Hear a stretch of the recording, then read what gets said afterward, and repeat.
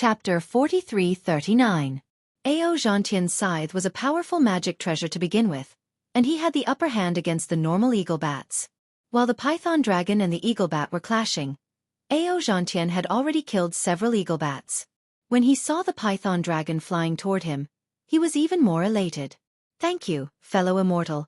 You're welcome, you're welcome." Even though the python dragon said that, it was clearly enjoying the compliment. Before it could even get close, its massive python tail smashed toward another eagle bat. Boom! There was no suspense. The eagle bat was struck by the python tail and fell straight into the forest. Giant trees were toppled, and rocks were pulverized. Even the eagle bat was severely wounded. Ha ha! The python dragon roared with laughter again. A bunch of little bats dares to taunt the dragon tribe. Among them, the word Dragon Clan was enunciated very clearly. Boom boom boom. The python dragon swept its tail horizontally again, instantly sending several eagle bats flying. Ao Zhantian's heart was deeply hurt as he watched the python dragon defeat the eagle bats with ease without using any special abilities.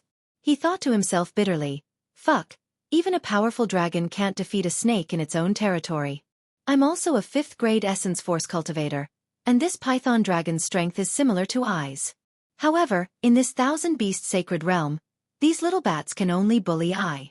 They can't do anything to the python's body." Chap chap. Just as Ao Zhantian was feeling jealous, a strange screeching sound came from the distant night sky.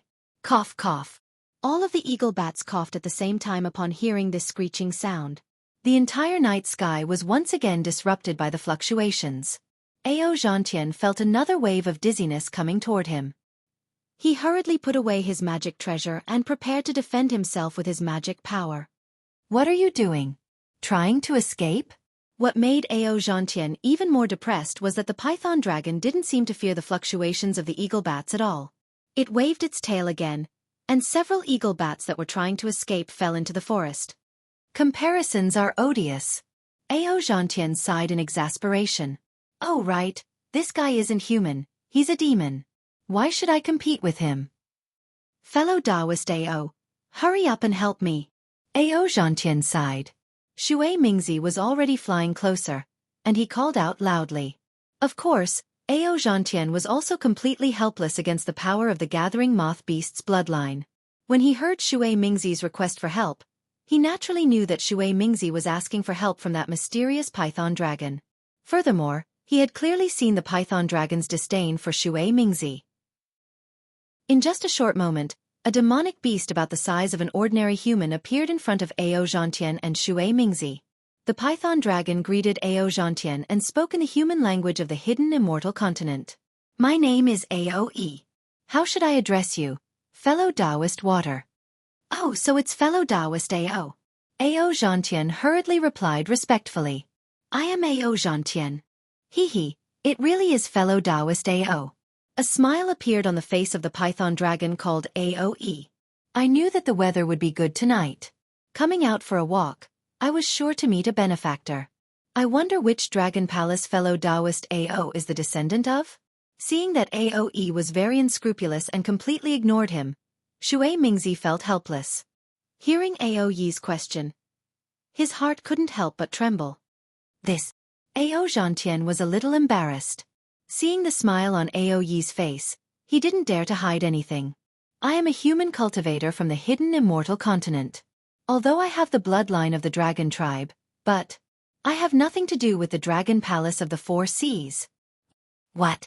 You have nothing to do with the dragon palace of the 4 seas?" Aoe seemed to deflate. The smile on his face immediately disappeared. He looked Ao Zhantian up and down and said coldly, "Aren't you a descendant of the dragon tribe? How can you have nothing to do with the dragon palace of the 4 seas?" Ao Zhantian clearly didn't expect Aoe's expression to change so quickly. He was stunned for a moment, then he smiled and said, "I am a human, not a member of the sea tribe. How can I have anything to do with the dragon palace of the 4 seas? If you say no more." Aoe waved his hand and said impatiently, "If you have nothing to do with the dragon palace of the 4 seas, then why did you show your dragon form? Fuck, this is so troublesome. You made me work for nothing. I was happy for nothing." "Fellow immortal Ao." Xue Mingzi, who was at the side, smiled faintly and asked, "Doesn't your name have the surname Ao? Could it be that you are not a descendant of the dragon tribe of the Dragon Palace of the Four Seas?" Ao Yi's face revealed a trace of anger and embarrassment. He glared at Xue Mingzi with his large eyes. The python tail hidden behind his armor waved, and a demonic cloud appeared in the air. It looked like it was about to fly away. Xue Mingzi's lips curled into a mocking smile. He already knew that this python dragon's true form was a python. He belonged to the thousand-beast sacred realm, and his bloodline was relatively low. He thought highly of himself. Not only did he give himself the surname Ao, which only the dragon tribe could use, he also saw himself as a member of the dragon tribe. However, he was not a member of the dragon tribe, which was why he wanted to curry favor with the Dragon Palace of the Four Seas. When he saw Ao Zhantian reveal his dragon blood dharma body, he thought that Ao Zhantian had something to do with the Dragon Palace of the Four Seas. Thus, he came to save him. Now that he saw that Ao Zhantian had nothing to do with the Dragon Palace of the Four Seas, he immediately turned his back on him and prepared to leave. Xue Mingzi ignored Aoe and allowed him to leave. However, Ao Zhantian panicked and hurriedly called out, "Fellow immortal Ao, don't be in such a hurry, what? You are not a descendant of the Dragon Palace of the Four Seas. Why are you holding me back?" Aoe asked with a cold smile. A faint smile appeared on Ao Zhantian's face as he pulled out his scythe magic treasure. "Take a look at this, fellow immortal." "Why would I look at this?" Aoe did not even look at the magic treasure. He waved his hand and said, "Don't block my way. I still want to go to the North Sea to take a look. Hee, fellow immortal." Ao Zhantian did not dare to beat around the bush. "Although I have nothing to do with the Dragon Palace of the Four Seas, I have been to the Dragon Island. This magic treasure is a dragon weapon I obtained on the Dragon Island." Dragon Island? Ao Yi's body trembled when he heard this. However, the smile on his face immediately returned. He hurriedly flew to Ao Zhantian's side and asked, "Fellow immortal Ao, why didn't you say so earlier? So you are a descendant of the Dragon Island." Fuck. Xue Mingzi almost fainted when he heard Ao Yi's words. He could not help but curse inwardly. This python must have gone crazy from wanting to have a pure bloodline. As soon as he heard that the Dragon Palace and the Dragon Island were related to bloodline, he was just a python. Even if he cultivated for 10 more lifetimes, he would still be a python. He has nothing to do with the true dragon tribe. Cough cough. Ao Zhantian coughed a few times and smiled. "I am not." As soon as Ao Zhantian said no, Ao Yi's expression changed. Ao Zhantian's eyes darted around, and he quickly changed the subject. "Although I'm not a direct descendant of the Dragon Island, my dragon bloodline is extremely pure. That's why I had the opportunity to train on the Dragon Island. Fellow immortal, please take a look. This is the dragon weapon I obtained on the Dragon Island." Ao Yi's expression immediately became respectful when he heard this. He reached out with both hands and took the scythe. He looked at it again and again. Although he could not see any dragon chi, he still looked a little reluctant to part with it. "Io, not good. Fuck, if you don't return this python to me, what am I going to do?" Ao Zhantian suddenly panicked. He reached out for the magic treasure again and said, "This dragon weapon is only suitable for humans. After I refined it, the dragon chi is even more restrained. I'm afraid fellow immortal won't be able to see anything." Chapter 4340. This. Aoe was clearly reluctant to return the scythe, but after hearing Ao Zhantian say that it could only be used by humans and that it had already been refined, he reluctantly let go. Ao Zhantian hurriedly put away the magic treasure and heaved a sigh of relief. Aoe then probed, "Fellow immortal Ao, when will the Dragon Island trial begin? What kind of bloodline do I need? Do I have a chance? Can you introduce me to the Dragon Islands? Dragon King? Country bumpkin." Xue Mingzi cursed in his heart upon hearing Aoe refer to the Dragon Island's dragon tribe as Dragon King. Ao Zhantian chuckled. "Fellow immortal Ao, entering the Dragon Island requires an opportunity. Even I won't have the opportunity to enter the Dragon Island in the future." "You won't have the opportunity to enter the Dragon Island? Then what are you talking about?" Aoe was immediately enraged. Ao Yi's reaction was completely within Ao Zhantian's expectations. He replied in an unhurried manner. Don't worry, fellow immortal. I won't have a chance to enter the Dragon Island, but I can introduce you to the Dragon Tribe. Xue Mingzi's brows furrowed slightly upon hearing this. Fellow Taoist Ao, what do you mean by this? Could it be that you want to befriend this demon tribe? Please wait a moment. Fellow immortal Ao.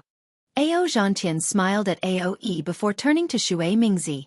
Fellow Taoist Xue, don't you think it's quite dangerous for us to travel through the 1,000-demon sacred realm with only a dozen or so human cultivators? Tonight, we only encountered moth-gathering beasts and eagle bats, and we were almost annihilated. Although we're all safe now, fellow Taoist Xian Ping's physical body has been destroyed, and his nascent soul is missing. Su Tingzi and the other fellow Taoists have fled in panic. We've traveled more than several million kilometers from Baiqingyu, right? Who knows what kind of demon tribe we'll encounter during this time. Although this python dragon looks annoying, it's still a demon tribe member of the 1,000-demon sacred realm. With him leading the way, wouldn't it save us a lot of effort? But Xue Mingzi suppressed the dissatisfaction in his heart and retorted. How can we let a demon tribe member know what we're doing? If this python dragon knows the demon tribe member of the demon tribe of Baiqingyu, wouldn't you be creating trouble for yourself? Not only will our whereabouts be exposed, it will also be a bloody calamity. Moreover, do you think you'll be able to do it? I've heard from fellow cultivator that you'll never be able to set foot on Dragon Island again. Hee hee. Ao Zhantian seemed to have a card up his sleeve as he replied calmly. Of course we can't let this python know what we're about to do. However, since we are going to Baiqingyu to participate in the banquet, why is there a need to hide this from others? Baiqingyu's Demon King possesses remarkable abilities. It's perfectly normal for us Taoist cultivators to seek his protection. Iman Demon Iman Immortal BBB IMS of AA of IMS Iman Demon Dragon Tribe Members Dragon B Immortals Immortal IMS of the Immortal of Iman Dragon Immortal AO Iming Iman's Iman. This flood dragon's abilities are limited, but he's born with a python's body. His skin is thick and his flesh is hard to deal with. Ao Zhantian gave Xue Mingzi a sideways glance, then said with a meaningful smile on his face, Fellow Taoist Xue, do you think it is impossible for me to introduce this boa dragon to the dragons of Dragon Island? Xue Mingzi was surprised. If you can't return to Dragon Island, then the dragon tribe won't leave Dragon Island without a special reason. At this point, Xue Mingzi was stunned as if he was struck by lightning. He looked at Xue Mingzi in disbelief and asked in surprise, Fellow Taoist, are you saying that the dragon clan from Dragon Island will come to the 1,000-demon sacred realm? Xue Mingzi was so shocked that he forgot to send a voice transmission. When Ao Yi heard this, his eyes lit up and he almost pulled on Ao Zhantian's robe. He hurriedly said, Immortal friend Ao, when will the dragon tribe from the Dragon Island come to the 1,000-demon sacred realm? Where are they? Hurry. Hurry up and introduce them to me. Ao Zhantian looked at Xue Mingzi with a wry smile and said to Ao Yi, Don't worry, Immortal Ao. I'll discuss this with Immortal Ao Yi. Although I can't be sure if the dragon tribe will come to the 1,000-demon sacred realm, this is still an opportunity. It's better than going to the North Sea alone and searching for the dragon palace, right? Hurry, hurry. Hurry up and discuss this. Ao Yi rubbed his hands together excitedly. Xue Mingzi looked at Ao Yi's expression with a bitter taste in his mouth. He knew that he couldn't stop this flood dragon from following him. If he had any objections, this flood dragon would definitely fight him. Xue Mingzi had no choice but to transmit his voice to Ao Zhantian, Fellow Taoist Ao, I don't think the Dragon Island will be interested in the 1,000-Beast Holy Realms Qing Banquet. Even though Baiqingyu has invited the 1,000-Beast Holy Realms Qing Banquet, I don't think the Dragon Island will be interested in it. So, if you don't mind me asking, which dragon tribe member do you think will come to Baiqingyu? Hee hee. Ao Zhantian looked in the direction of the North Sea and smiled mysteriously. The Dragon Island naturally won't be interested in the 1,000-demon sacred realm. However, if they find out that Xiaohua has been suppressed by Baiqingyu, even if all the dragon tribe members don't come, their junior elder, Ao Sheng, will still come. Junior elder? Ao Sheng? Xue Mingzi was dumbstruck. Which dragon tribe member is he? Hee hee. Ao Zhantian looked at Xue Mingzi and replied, This is a secret of the Dragon Island, so forgive me for not being able to explain it to you. To tell you the truth, It's precisely because I have this bit of confidence that I dare to come to the Thousand Demons Sacred Realm with all of you. Great. Xue Mingzi was ecstatic. Why didn't you tell us earlier that you have such a strong backing? Although we came here with the intention of dying to save Taoist Xiao, wouldn't we be able to raise our morale if we had such a strong backing? Ao Zhantian replied. I wasn't sure either. If I had told you earlier, it might have ruined the Dragon Island's plans. You're right. Xue Mingzi nodded vigorously. This is an important matter. We definitely can't let Bai Qingyu know about it. Xue Mingzi looked at the excited Aoe with a remorseful expression. He wondered if this python dragon would ruin their plans. Ao Zhantian, on the other hand, asked Aoe with a smile. Fellow immortal Ao, do you know the Thousand Demons Sacred Realms by Qingyu? Bai Qingyu? Aoe was taken aback. Is that the Dragon Island's base in the Thousand Demons Sacred Realm? Ao Zhantian was speechless. It seemed like Aoe's every sentence had something to do with the dragon tribe to flaunt his bloodline. No. Ao Zhantian explained. Bai Qingyu is the territory of a demon monarch in the Thousand Demons Sacred Realm. Demon monarch? Aoe's expression froze. He didn't ask any questions, as if he was thinking about something. An extremely powerful demon monarch. Ao Zhantian said. This demon monarch is going to hold a banquet soon. We're heading to Bai Qingyu to seek the protection of this demon monarch. I know that a member of the dragon tribe from the Dragon Island will also be attending this banquet. Before Ao Zhantian could finish, Aoe was already beaming with joy. A powerful demon monarch. Good. I didn't think that I would hit the jackpot today. Not only will I be able to befriend a member of the dragon tribe from the Dragon Island, but I'll also be able to befriend a powerful demon monarch. My efforts today weren't in vain. Fellow immortal Ao. Where is Bai Qingyu? Let's go, bring me there. Ao Zhantian smiled at Xue Mingzi when he saw that this unscrupulous python dragon had already taken the bait. He then said to Aoe. Fellow immortal Aoe, there's no need to be in such a hurry. I still have a few other fellow Taoists who were separated by the gathering moth beasts. I still have to find them first. How can I not be in a hurry? Aoe urged. I've been searching for so long and finally... Aoe immediately shut his mouth. He coughed twice and pretended to be an expert. He nodded and said, you humans are really weak. Aren't you just a few gathering moth beasts? Just because they separated you? Lead the way and I'll stand guard for you. You can flatten the entire Thousand Demons Sacred Realm. Yes, fellow immortal please. Ao Zhantian nodded and winked at Xue Mingzi.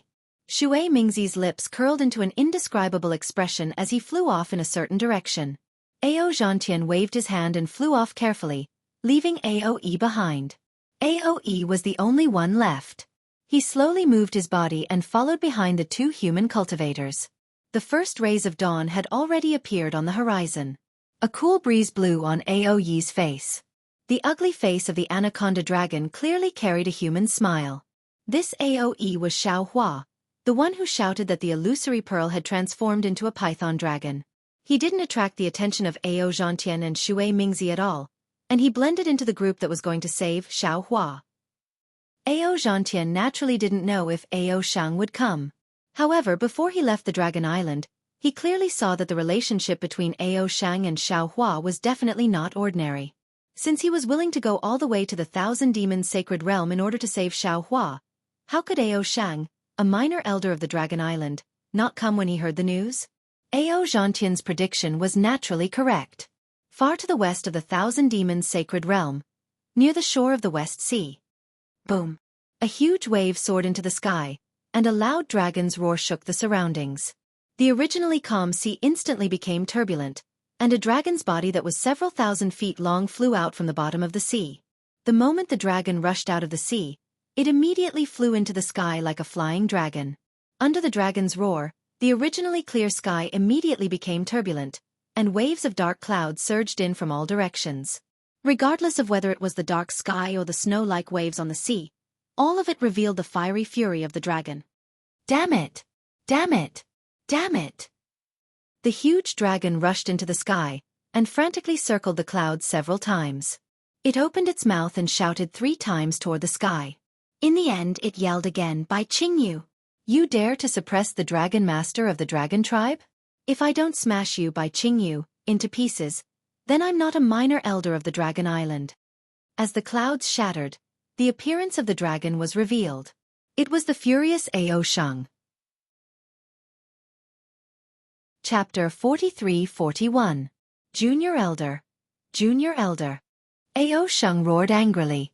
Just as he was about to fly in the direction of the Thousand Demons' sacred realm, another dozen dragon generals flew out from under the sea.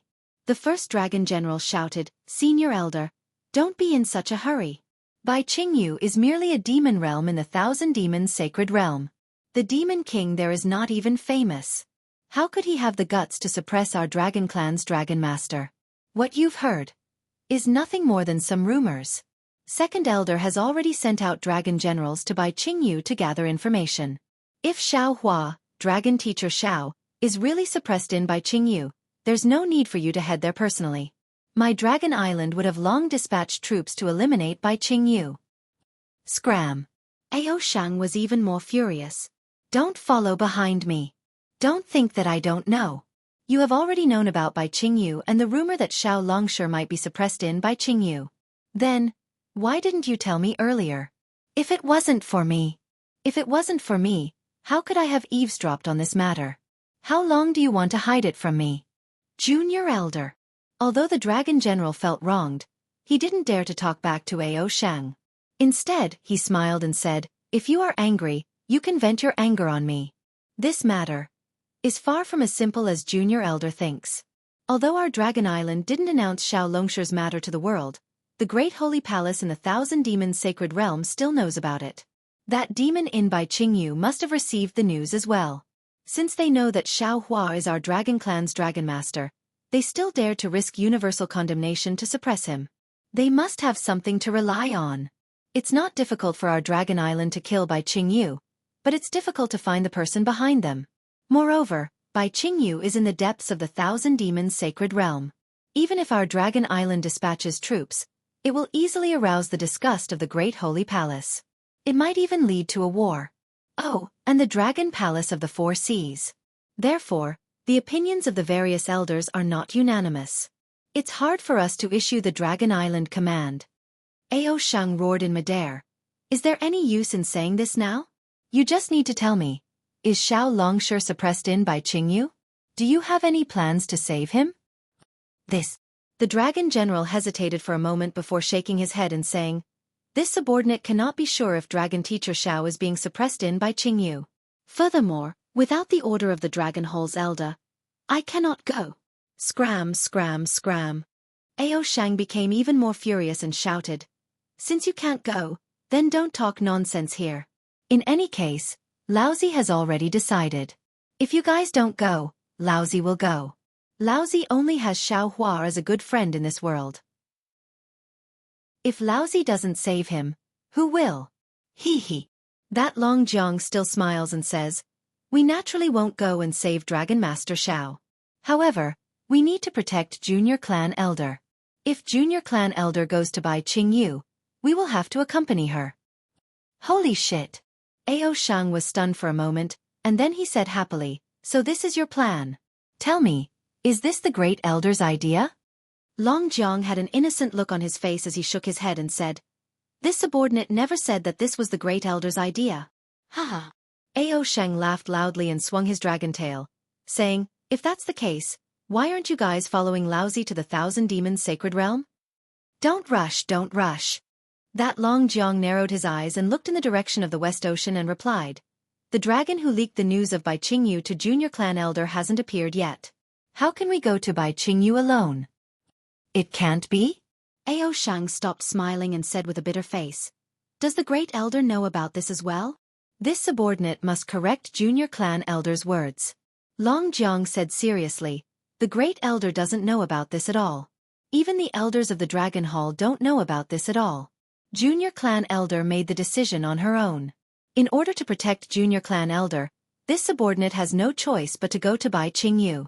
As for Junior Clan Elder being with Ao Zhan, that's purely an accident." Raw. Just as Long Jiang finished speaking, a pitch-black dragon body rushed out of the blue water in the West Ocean. An unusually ferocious aura was emitted from the dragon horn on the dragon body. Ao Shang looked up and saw Ao Zhan in his pitch-black dragon armor. There weren't any other dragons behind Ao Zhan. However, as soon as Ao Zhan appeared, the dozen or so Long Jiang beside Ao Shang immediately became alert. They silently spread out and protected Ao Shang in the center.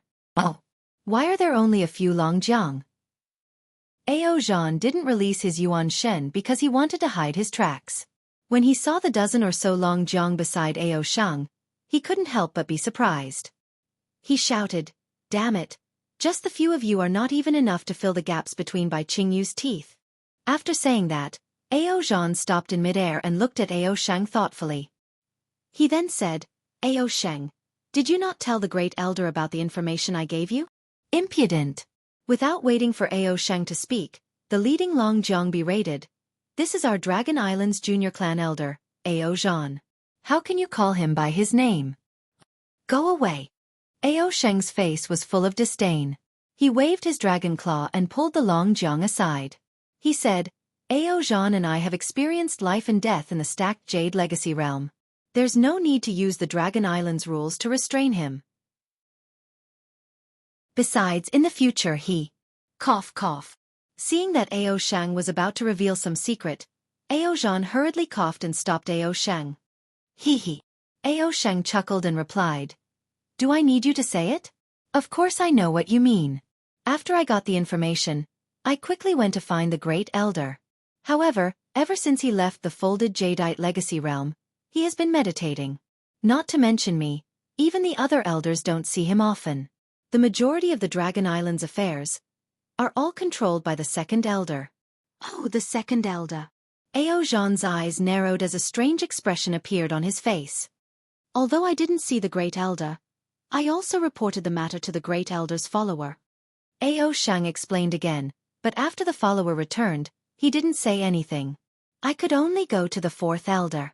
The fourth elder berated me and told me not to meddle in the matters that didn't exist. He then chased me out." At this point, Ao Shang looked at the Long Jiang on the left and smiled. "However, when I secretly sneaked out of the Dragon Island, I actually found a Long Jiang. When these Long Jiang were chasing me, I also brought them out of the Dragon Island." Sigh. Actually, there was no need for Ao Shang to say anything more. Ao Zhan had already heard the strangeness of the matter. He sighed and looked at Ao Shang meaningfully. "Ao Shang, actually, I am already regretting telling you about Bai Qingyu's matter." Why? Ao Shang looked at Ao Zhan in shock and confusion. Because. Ao Zhan said word by word, "I didn't expect that Ao Shang, a small elder of the Dragon Island, would be willing to go through a mountain of swords and a sea of flames for the sake of a close friend." Damn it. Ao Shang's eyes were a little wet as he laughed. "Isn't it just a mountain of swords? Isn't it just a sea of flames? I don't even care about them." But a hint of warmth appeared in Ao Zhan's eyes as he solemnly advised, "Ao Shang, you're a minor elder of Dragon Island. You're different from the other dragons, and you're also different from me. Let's not talk about where you are or what others say. You represent the Dragon Island. Your words and actions cannot be crossed in any way." Bullshit, bullshit. Ao Shang was getting impatient. He waved his tail in the air and shouted, "I am Ao Shang. I have nothing to do with the Dragon Island." "That's right. You're Ao Shang." Ao Zhan nodded solemnly. "That's exactly what the Dragon Palace of the Four Seas is thinking. Ao Shang's death is completely different from the death of a minor elder." Who dares? Ao Shang was about to roar again, but before he could finish, Ao Zhan roared and the dragon chi around him surged. Thick dragon marks appeared on the black dragon armor. Once the dragon marks appeared, not only did the seawater below Ao Zhan soar into the sky, countless water-based chi of heaven and earth turned into crystals and fell into the dragon marks. Even the other chi of heaven and earth within a few miles turned into a gust of wind and rushed towards him. How dare you? The dragon generals protecting Ao Shang were shocked. They hurriedly moved and tried to block in front of Ao Shang. However, when Ao Shang roared earlier, he was already much closer to Ao Zhan. Now that Ao Zhan suddenly exerted force, the black light turned into several dragon phantoms and pounced on Ao Shang from all directions. The dragon generals couldn't tell what was real and what was fake, so they didn't dare to move forward. When they wanted to block Ao Shang behind them roared, "Get out of the way, woo woo." Behind the dragon generals, a golden light appeared. Within the light, streaks of dragon patterns covered the sky as they rushed towards the black dragon mark. Within the light, Ao Shang's dragon body was like a mountain as it rushed towards the black dragon mark with a sharp aura and dragon's might. Boom! Ao Shang flew out of the protection of the dragon generals and collided with Ao Zhan's dragon body. Waves of air surged into the sky. Not only did it tear a 1,000 feet deep trench in the sea, it even tore the clouds in the sky apart. Roar, roar, roar! Ao Shang and Ao Zhan's dragon bodies were tumbling in the sky. Within the light, the two dragons were roaring crazily. Damn it! After a while, Ao Shang stabilized his dragon body in the sky and shouted, "Ao Zhan, it's only been 200 years. How did your strength increase so quickly?" Hee hee. Ao Zhan looked a little worse than Ao Shang, but the excitement on his face was obvious. "You're under the protection of Dragon Island. How would you know our pain?" Although the forbidden areas of Dragon Island can be used for training, compared to a real life and death battle, it's still not enough. "Ao Shang, I just want to tell you that this trip to the 1,000 Demons Sacred Realm is not a smooth journey. You can get whatever you want on the Dragon Island, but outside of the Dragon Island, if you represent the Dragon Island, no human or monster would dare to give you any slight treatment. However, if you're not a little elder of Dragon Island, but just Ao Shang, with your little strength, even I can compete with you, let alone other dragons. You will easily become the target of other dragons." In particular, Bai Qingyu was able to suppress Xiao Hua. That demon king's strength is far beyond ours. Therefore, I feel that there's no need for you to get involved in the trip to Bai Qingyu. Just let me go.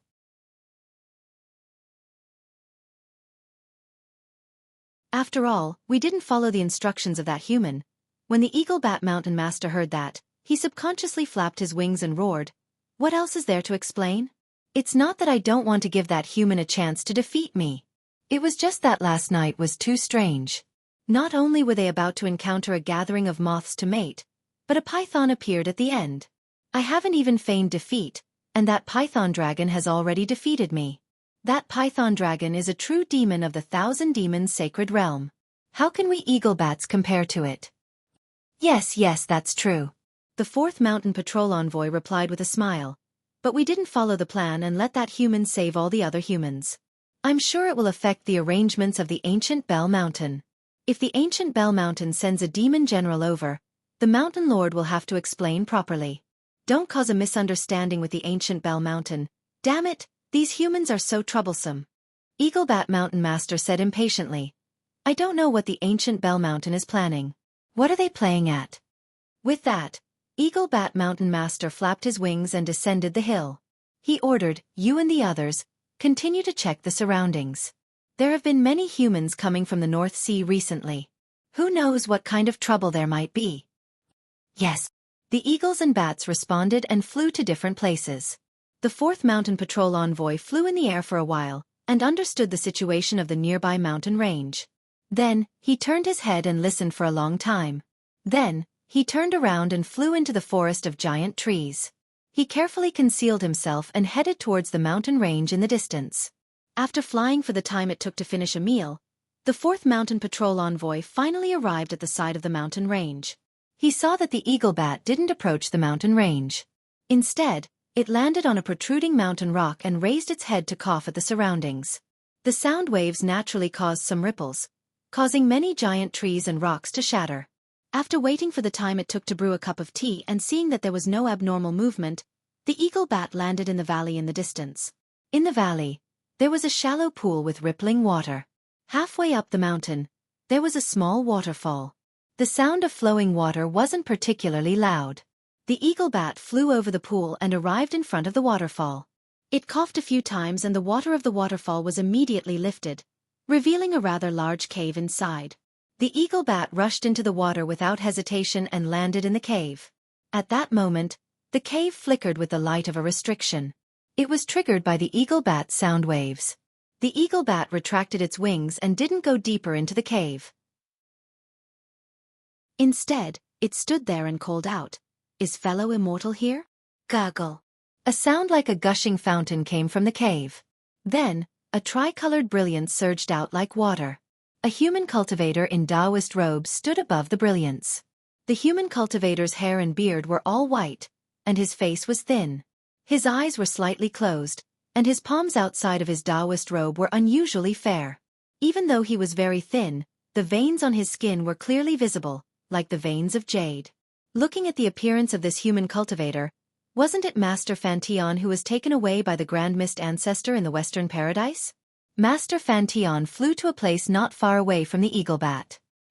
He suddenly opened his eyes, and a wave-like splendor appeared in his eyes. The splendor fell on the eagle bat, circled a little, and then swept out of the cave again. Hee, fellow immortal, don't worry.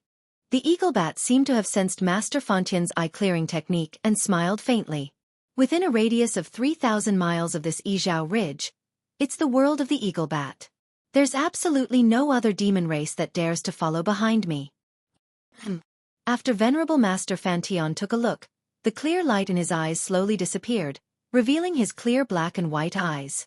However, there was obviously a kind of contempt in his eyes. He nodded and asked casually, last night, there were continuous roars in the vicinity of Illumination Ridge. Was there any unusual movement? Of course there was. Otherwise, why would I be in front of fellow immortal? The eagle bat smiled and replied faintly. Are they Tao sect disciples from Blackwind Ridge? Master Fantion raised an eyebrow and asked, how many of them came? Did they pass by Yizhao Ridge? The eagle bat hesitated for a moment before replying. Fellow immortal's question really makes it difficult for me. The unusual movement last night is related to Bai Qingyu. I don't dare to speak carelessly outside. Master Fantion's eyes lit up when he heard the eagle bat mention Bai Qingyu. He raised his hand and took out a small Qiankuan pouch and handed it to the eagle bat. Fellow immortal, this is a pill refined by my ancestor. It's very useful for demon race in the 1,000 demon sacred realm. Especially a few marrow cleansing pills. Ordinary demon race light gathering realm cultivators will have unexpected effects if they take them. Haha. The eagle bat didn't refuse and took the pouch. Thank you, fellow immortal. After putting away the pouch, the eagle bat said, I really don't know how you humans are so smart. The pills you refined are truly miraculous. I've already tried the pills fellow immortal gave me before. The effects are completely consistent with what fellow immortal said. Hee. Master Fantion replied, our Tao sect's secret techniques have a long history and can be traced back to ancient times. The Confucian cultivators and Buddhist sect were suppressed by our Tao sect to the point that they couldn't even raise their heads. Now, our Tao sect's pill refinement techniques are only superficial. Of course, even this superficial technique is still difficult for the Confucian cultivators and Buddhist sect to reach. Now, my ancestor is the #1 pill refiner in the world. If he claims to be #2, no one would dare to claim to be #1. As long as fellow immortal works with my ancestor, there will be countless opportunities like this in the future. Immortal pills and miraculous medicines will be as easy as lifting a finger. Haha, that's good, that's good. The eagle bat laughed. In that case, I don't dare to hide anything from fellow immortal. The people who passed by my Yizhao Ridge last night weren't the Blackwind Ridge disciples you mentioned. Most of these cultivators were at the 4th level of Essence Qi. 2 of them were even at the 5th level. They don't match the strength of the Blackwind Ridge disciples. Of course, these dozen or so Tao sect cultivators are also from the human race. If they passed by my Yizhao Ridge under normal circumstances, we wouldn't interfere too much.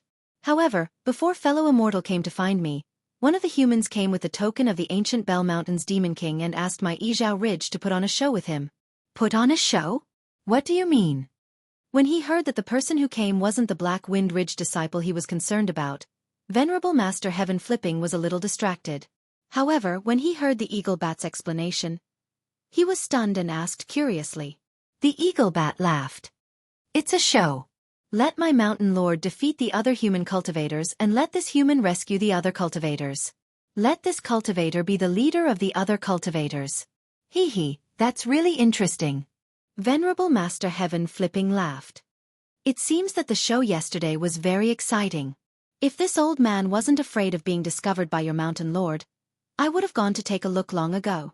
It's more than exciting. The eagle bat replied. It's simply brilliant. Thinking about it now makes this old man very excited. Fellow immortal, can you tell us more about it? Venerable Master Heaven Flipping asked with a smile. Chapter 43-43. Seeing that Venerable Master Fantion was interested, Eaglebat couldn't help but smile. Of course, don't you humans have a saying that you don't deserve it? I got so many elixirs from you, but I didn't help you catch a few disciples of the Black Wind Ridge, so I naturally have to tell you in detail. After Eaglebat explained the process of the matter, Venerable Master Fantion frowned and asked thoughtfully, "What is the name of the human descendant of the ancient Bell Mountain?" "I don't know about this." Eaglebat shook his head and said, "When that human came, it was my master who received him personally. We weren't there." "You said that one of the two human cultivators with 5th level essence power is surnamed Ao and the other is surnamed Xueqi? What about the other cultivators?" Venerable Master Fantion thought for a moment and asked again. Eaglebat thought for a moment and replied, "The cultivator surnamed Xueqi is the descendant of the ancient Bell Mountain. I didn't hear the other names clearly." "Oh, it seems that one of them is called Xian Tingzi?" "Xian Tingzi?" Venerable Master Fantion thought for a moment and said, "As far as I know, among the nascent soul cultivators on the hidden immortal continent, there is one called Xian Tingzi. He seems to have participated in..." Speaking of this, Venerable Master Fantion's face showed a trace of ecstasy. He raised his hand and said, "Fellow cultivator, I still have some things to do, so I won't see you off."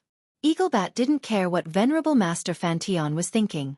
He understood the meaning of Venerable Master Fantion's words. He spread his wings and flew out of the cave. Then he carefully flew toward the hill. Venerable Master Fantion's body flashed with water light again. He didn't rush to use the water escape technique to leave. Instead, he narrowed his eyes and looked at the water splashing down. He secretly smiled. Xian Tingzi participated in the Yaotai gathering more than 200 years ago. Not only did 80% of the nascent soul cultivators die on the Yaotai mountain, even the Star-Lord Hall's Master Kong Honggu, Jingmu Xian, Tail Fire Tiger, Sun Horse of Star, and Plum Sun Chicken all died. The strangest thing is that until now, the Immortal Palace still hasn't found out who killed these Star-Lords. Xiao Hua naturally participated in that Jade Pavilion gathering, and he is the most suspicious. Now that Xiao Hua was being suppressed by Qingyu, Su Tingzi must have taken the risk to head to Qingyu for Xiao Hua. There must be some unknown secret behind this. Since all the cultivators with Su Tingzi are heading to Qingyu, this cultivator with the surname Ao should be Ao Zhantian who participated in the Jade Pavilion meeting. The cultivator with the surname Xueqi should be Xueqi Mingzi. Motherfucker, I really didn't expect Xueqi Mingzi to have the bloodline of the demon clan. He's even related to the ancient Bell Mountain. Her bell-like laughter and waves of praise played a beautiful melody on the tranquil painting. Behind the woman were 3 Dao sect cultivators. The one in front was dressed in emperor's robes.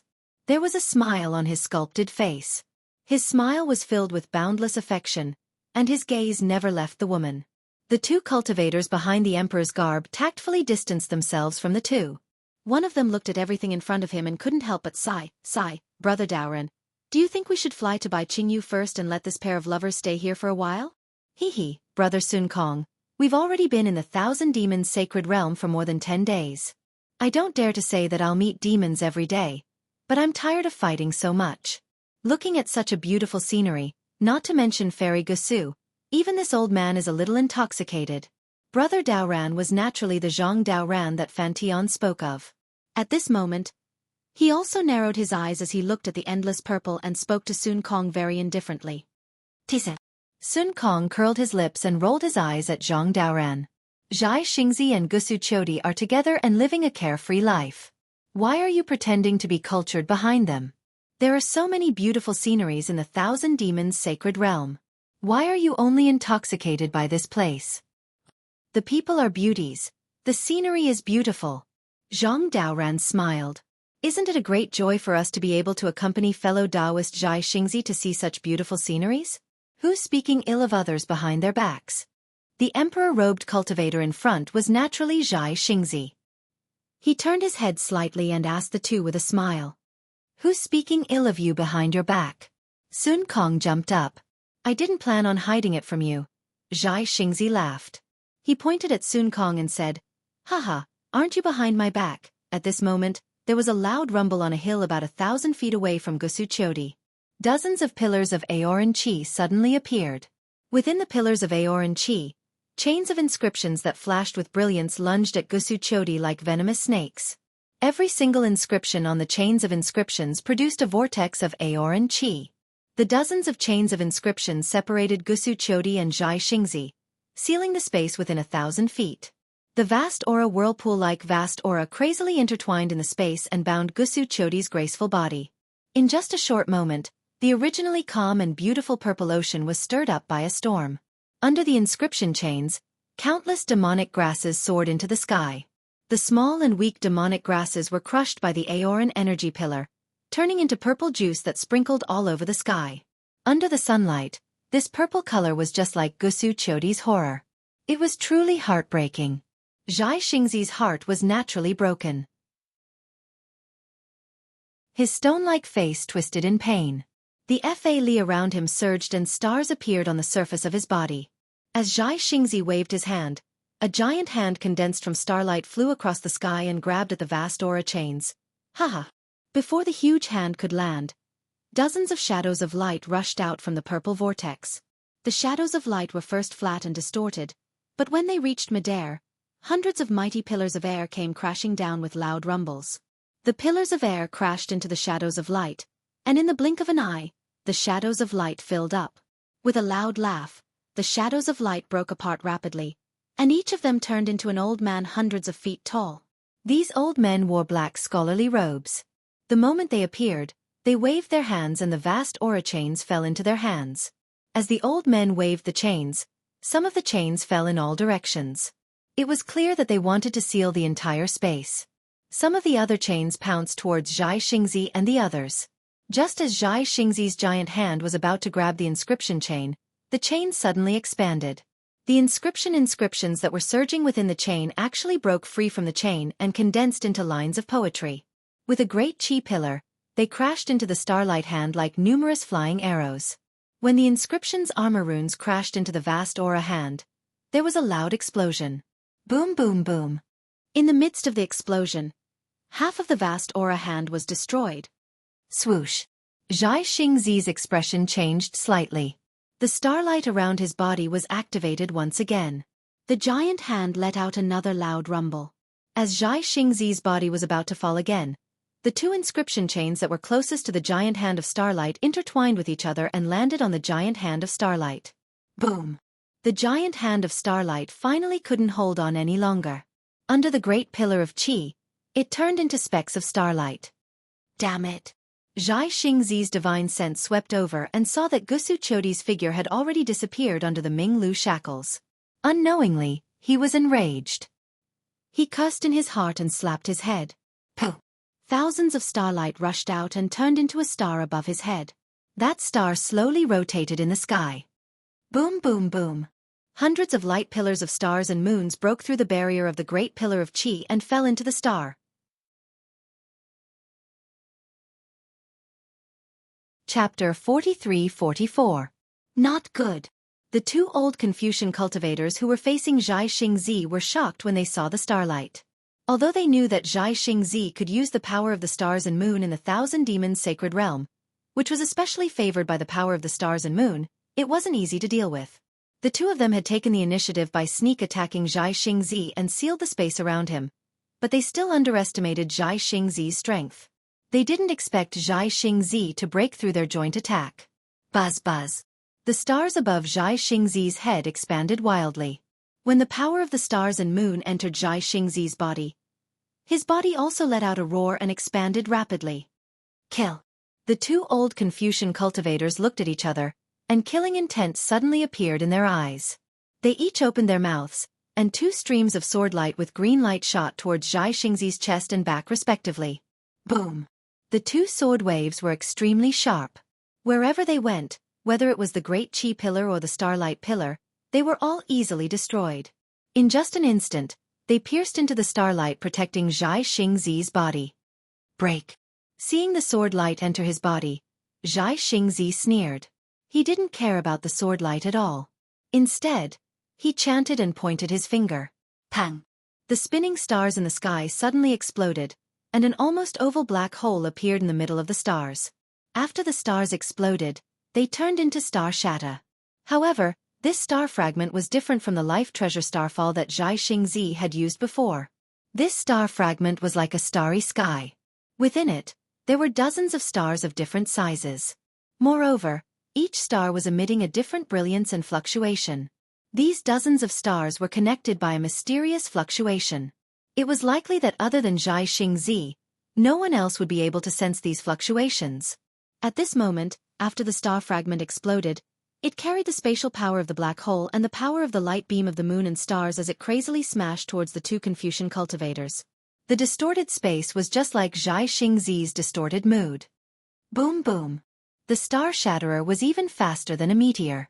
In the time it took for a spark to fly off a piece of flint, it had already smashed into the two secondary bodies of the Confucian cultivators. An incessant rumbling sound suddenly resounded as the secondary bodies of the two Confucian cultivators were torn apart by the star shatterer. Not only did the vast energy pillar collapse, but even blood splashed out. Ka. At this point, even the starlight that had been resisting the two waves of swords could not hold on any longer. The nascent soul avatar that was hundreds of feet tall began to crack from the inside out. Pieces of starlight were quickly annihilated by the wind. Roar! Xueqi's torn emperor's outfit was revealed at the spot where the star brilliance had been destroyed. There were bloodstains on the emperor's outfit, but Xueqi's eyes were wide open. How could he care about his injuries? He raised his head and roared. Like a trapped beast, his body glowed with starlight again. He was ready to pounce on the defensive formation that trapped Xueqi. Under the scheme of the Confucian cultivator, Xueqi was injured right from the start. Although it was because Xueqi was trapped and he was a little anxious in the end, it was because the Confucian cultivator who ambushed him was stronger. If Xueqi was in such a state, how much better could Zhang Daoran and Sun Kong be? The two of them were some distance behind Xueqi. When the dozens of Confucian cultivators rushed out, they were also some distance away from the two of them. Seeing the Confucian cultivator who was at the upper fifth grade of essence force appear in the light shadow, how could they dare to be careless?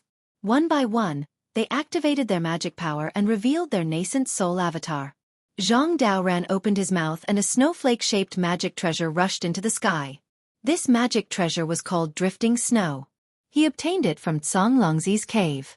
After more than 200 years of sacrificial refining, it really made him like a tiger that had grown wings.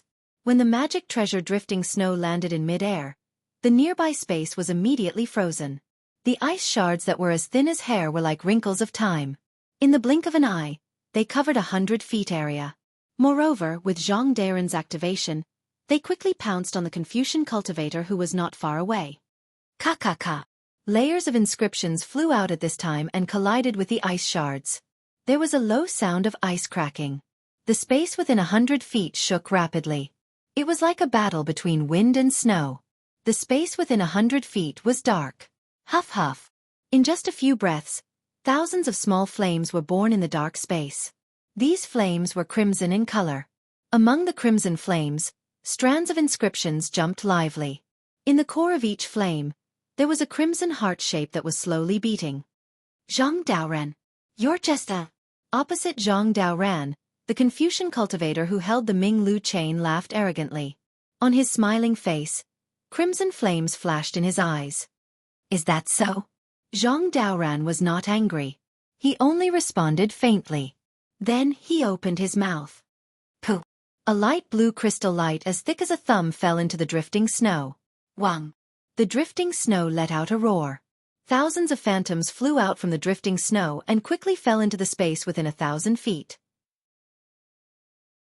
The heaven-earth origin energy within a dozen miles also turned into a hurricane and fell into the thousands of phantoms. Swish, swish, swish. The space within 1,000 feet emitted the sound of wind. Layers of light appeared out of thin air. Within the light, pieces of jade-like ice crystals condensed from the void. Under the cover of the ice crystals, not only was the Ming Lu chain frozen, even the crimson flames were frozen into ice flowers, unable to move.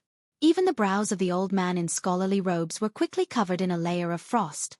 Not good. Seeing how powerful Zhang Daoran's magic treasure was, the Confucian cultivator was shocked. He hurriedly sent a voice transmission, "Senior brother, come help me." Boom. Everything had been planned. Before the Confucian cultivator's cry for help could be heard, the other Confucian cultivator raised his hand and slapped the top of his head. A three-colored true energy soared into the sky and condensed into a three-colored fire crow in the air. It flew toward Zhang Daren's drifting snow. Wherever the fire crow went, the space was burned until it was distorted. The space frozen by the drifting snow was also instantly shattered. Damn it. Zhang Daoran cursed under his breath. He wanted to activate snowdrift again. Boom. The crimson flame that had just been suppressed by the ice moved again. Inch by inch, the space was burned by the flame until it collapsed. It quickly pounced towards Zhang Daoran. The fire crow that had broken through the seal earlier was even more unforgiving. It pounced out with flames to burn the Dharma treasure, snowdrift. Zhang Daoran was in an awkward situation where he was attacked from both sides. Sun Kong was not much stronger. His magic treasure, Howling Heaven, was a fist-shaped object. Howling Heaven's body was covered with holes of different sizes. Under the stimulation of magic power, not only did each hole emit a strange sound, but it could also produce wind blades comparable to flying swords. Where the wind blades landed, they cut the Ming Lu chain that was attacking Sun Kong into pieces. The strange sound had a soul-stirring effect. The two Confucian cultivators besieging Sun Kong used a secret technique, but the sound still penetrated their protective true energy and entered their bodies. Fall. At this time, the two old Confucian cultivators besieging Sun Kong looked at each other and chanted incantations at the same time. They opened their mouths and two shining tokens flew into the air. The tokens were black and yellow in color. As soon as they fell into the air, they immediately produced many inscriptions. The inscriptions roared and an aura filled with the will of heaven and earth came out of the inscriptions and quickly shrouded the space around them. The inscriptions intertwined like tentacles, and the two talismans fell from the sky like mountains, as if they were going to suppress Venerable Master Sun Kong. The Xianhuang Token. Master Sun Kong was originally a bit puzzled, but when he saw the two talismans with the will of heaven and earth seal the space around him, the true essence around him showed signs of condensing under this will. He suddenly realized something and cried out in shock, "You! Why are you all here?" Sun Kong and the other three had been in the Thousand Demons' sacred realm. Like Xue Mingzi and Ao Zhantian, they were often attacked by demons. Although they had done enough homework to deal with demons and beasts, they had never thought that they would be attacked by Confucian cultivators in the Thousand Demons' sacred realm, let alone that they were masters of the Xianhuang token. Haha. When the two old men saw that Sun Kong recognized the Xianhuang token, they laughed proudly and shouted, "How dare you! You actually cultivated to the 5th level of origin energy without permission from the Immortal Palace. Since you have violated the rules of the Immortal Palace, you will naturally be punished. Now that you are listed on the Xian ranking, not to mention the Thousand Demons' sacred realm, even if you run to the ends of the earth, I, the Xianhuang token, will take your heads in accordance with the immortal law." "Damn it, damn it!" Exalted Sun Kong roared furiously. At this moment, how could he not understand that the dark yellow token had surely obtained the news that Xiao Hua had been suppressed, and that was why it had intercepted and killed them on the way to Bai Qingyu? Amidst his rage, Venerable Master Sun Kong raised his gaze and saw that besides the 6 Confucian cultivators that were besieging them, there were almost 10 other Confucian cultivators that were similarly at the upper 5th grade of origin energy that had already activated the chains of inscription to seal off an area of 50 kilometers around them. Once this seal was completed, not to mention the 4 of them, even if there were 4 more, it would still be impossible for them to escape from this seal. What should we do? Sun Kong was a little anxious for a moment. He thought of Xiao Hua, whom he had not seen for more than 200 years, and thought to himself, perhaps we only have a chance of survival if Daoist Xiao is here? After a moment, Sun Kong shook his head again. He knew very well that Xiao Hua had been suppressed by Qingyu's Demon King, so it was impossible for him to appear here. I'm afraid we can only rely on ourselves. Sun Kong gritted his teeth and waved his sleeve. The demon beast Chongqing charged out from his Taoist robe. Boom! Boom! Boom! At this critical moment, a thunderous roar suddenly came from below them. 3 thumb-sized brilliant light spots appeared from the chains of inscription that had trapped Gusu Qiudi first. The moment these light spots appeared, they immediately transformed into a vortex. Not only did all the light spots fall into it, but even the mighty pillars of energy that fell into the chains of inscription like raindrops also charged into it. The vortexes took shape in just a moment. They were like 3 full moons, and a cold light instantly covered an area of 3,000 meters. Then, 3 soul-destroying auras shot out from the vortexes of light, instantly locking onto the 3 Confucian cultivators who were surrounding Zhai Xingzi, Zhang Daoran, and Sun Kong.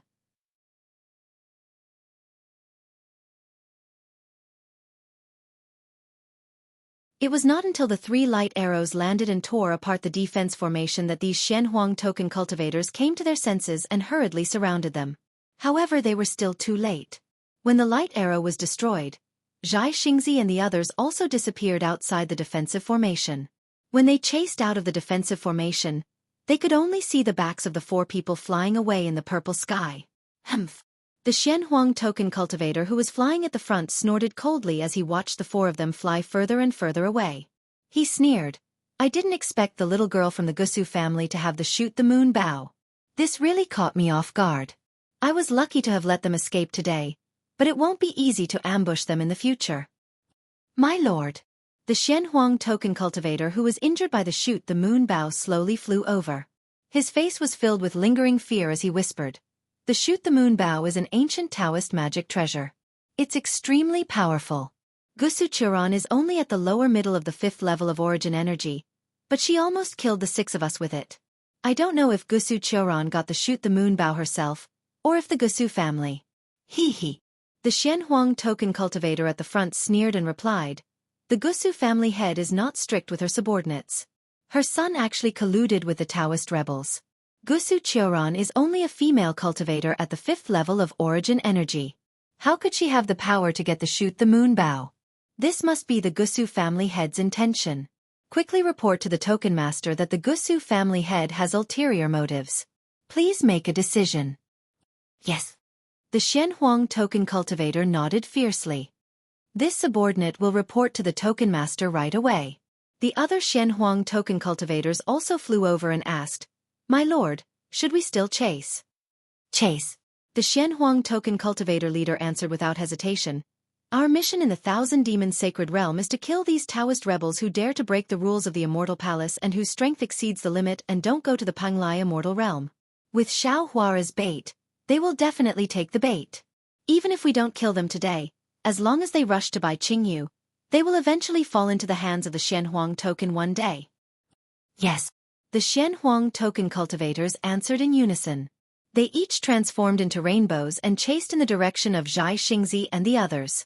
In the wind behind them, layers of purple were still enchanting. Zhai Xingzi and the others naturally couldn't escape in one direction. After flying for a while and releasing their divine perception to investigate, they immediately turned around and flew in another direction. After another hour, Zhai Xingzi felt that the soft blade in his hand was extremely cold. The 2 seemed to have already discussed something via voice transmission. They had a tacit understanding and didn't speak. Zhai Xingzi bit his lips. He was also a little hesitant. He only said this one sentence and didn't say anything else. After 5 minutes of silence, Sun Kong looked at Gusu Chodi in the distance and asked, "Immortal friend Gusu, how are your injuries? Since entering the 1,000 Beast Sacred Realm, this is already the 3rd time I've forcefully drawn the shoot the moon bow." Before Zhai Xingzi spoke, Zhang Daoran actually spoke. "The shoot the moon bow is our Taoism's primordial magic treasure. Without a matching heart sutra and activation technique, forcefully drawing the bow will injure the heart meridian. Although immortal friend Gusu is a level 5 essence energy grandmaster, she cultivates the essence energy of Confucian cultivators and not the meridians of our Taoism. Now, I'm afraid her heart meridian has already been injured. This old man has already treated saving Xiao Hua as an impossible mission." Sun Kong glanced at Zhai Xingzi, whose expression changed slightly, and sighed. "But I still didn't expect that saving Xiao Hua would be so complicated. Although we don't understand why Xiao Hua was suppressed in by Qingyu, the general reason is that he offended the Demon King. If we rush to that place, we might be able to persuade the demons, or we might be able to use force to rescue Xiao Hua," Zhang Daoran said meaningfully. "But the 1,000 Beast Sacred Realm is so dangerous. Even with our level 5 essence energy cultivation, we still encountered danger several times. If not for immortal friend Gusu risking her life to activate the shoot the moon bow 3 times, I'm afraid we wouldn't have been able to reach this place. And this place is still very far from Bai Qingyu. It's not just the distance. Sun Kong continued. The situation is also complicated. Perhaps Xiao Hua being suppressed by Bai Qingyu's Demon King isn't as simple as we thought. Let's not talk about why Xiao Hua was suppressed by Bai Qingyu's Demon King.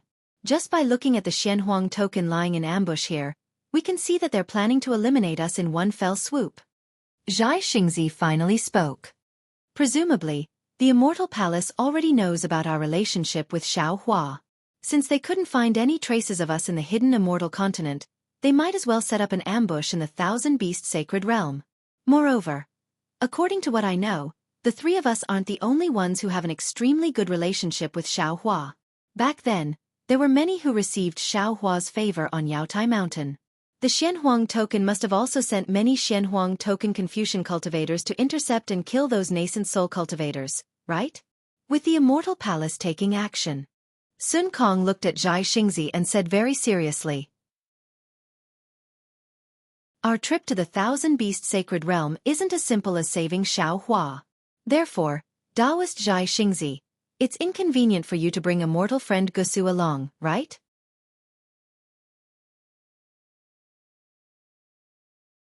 Chapter 43-46. In my opinion, since Lady Gusu is already injured, why don't you bring her back temporarily? Or find a secret place? Zhang Daoran took the opportunity to persuade him. Unfortunately, before Zhang Daoran could finish, Zhai Xingzi cut him off. No, that's impossible. Sai, why do you have to do this? Zhang Daoran and Sun Kong sighed at the same time. Evidently, they weren't surprised by Zhai Xingzi's answer. Xiao Hua has saved this old man's life, no, all of us. Zhai Xingzi replied calmly. Furthermore, if it weren't for Xiao Hua, we wouldn't have been able to enter Songlongzi's cave abode, and we wouldn't have been able to enter the out-of-aperture stage so easily.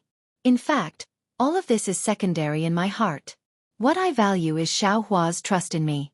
It's undeniable that Xiao Hua is the most important reason why the three of us can be so close to each other. If not for Xiao Hua's unwillingness, the four of us would have become sworn brothers long ago. Although we haven't become sworn brothers, in my eyes, the two of you and him are already my brothers. I'm willing to sacrifice my life for all of you. Zhai Xingzi turned to look at Xueqi, who was recuperating, and said, there's a saying in the secular world, brothers are like limbs, while women are like clothes. Qiu is my lover, so I can't really treat her like clothes and throw her away. However, to save Xiao Hua, I'm willing to follow the two of you to Bai Qingyu. Humph. Xueqi's cold voice sounded. Who dares to leave me here? Qiu. A hint of awkwardness appeared on Zhai Xingzi's face. However, he still said resolutely, your injuries have worsened. It's really not suitable for you to head to Bai Qingyu. You should rest here. After we save Xiao Hua. Bullshit. Xueqi had already finished recuperating. She floated up and looked at Zhai Xingzi with bright eyes. Xingzi, do you remember what we said on Heartbreak Mountain? Zhai Xingzi's gaze was a little distant, as if he didn't dare to look into Xueqi's eyes. You know that it's a dead end. Why did you go and leave me alone in this world? You clearly know that after you leave, you won't be able to come back. Why do you have to leave me with loneliness? How can I live without you? Xueqi said word by word, when we left Broken Heart Mountain, we promised to live and die together, never to be separated again. Have you forgotten? Xingzi, do you know why I pulled the Shoot the Moon bow without hesitation? Do you know why I'm not afraid of the backlash from the Shoot the Moon bow? Because ever since I stepped into the Thousand Demons Sacred Realm with you, I never planned to return alive. Sigh. Zhai Xingzi sighed. He couldn't say anything. He reached out and hugged Xueqi. Only the warmth in his arms answered Xueqi's question. Sun Kong and Zhang Daoran glanced at each other before they tactfully moved to one side. After a while, Zhai Xingzi opened his mouth and said, Qiu, it's been hard on you. He, there's nothing to be sad about. Xueqi smiled and said, Xiao Hua can be considered our matchmaker. Back then, I wanted to be a matchmaker to return this favor. However, that little girl Xin doesn't know what's good for her. There's nothing I can do. Today, I'll return my life to this brat. At this moment, Xiaohua naturally didn't know that Xueqi and the others were going to return their lives to him. He leisurely flew behind Shui Mingzi and Ao Zhantian with an arrogant expression. Xiaohua, a python dragon with a noble bloodline, was acting very well. In his eyes, there was only Ao Zhantian, a descendant of the dragon race. Of course, there was also a trace of disdain in his eyes. This was because Ao Zhantian wasn't a descendant of the Dragon Palace of the Four Seas, nor was he a descendant of the Dragon Island. As for Shui Mingzi, Su Tingzi, and the others, this python dragon Xiaohua didn't even look at them. It was as if looking at them would lower his status. Su Tingzi and the others were also filled with disdain when Xiaohua treated them like this. What was the difference between this and those despicable humans who tried to curry favor with the powerful? Su Tingzi and the others had seen a lot of this.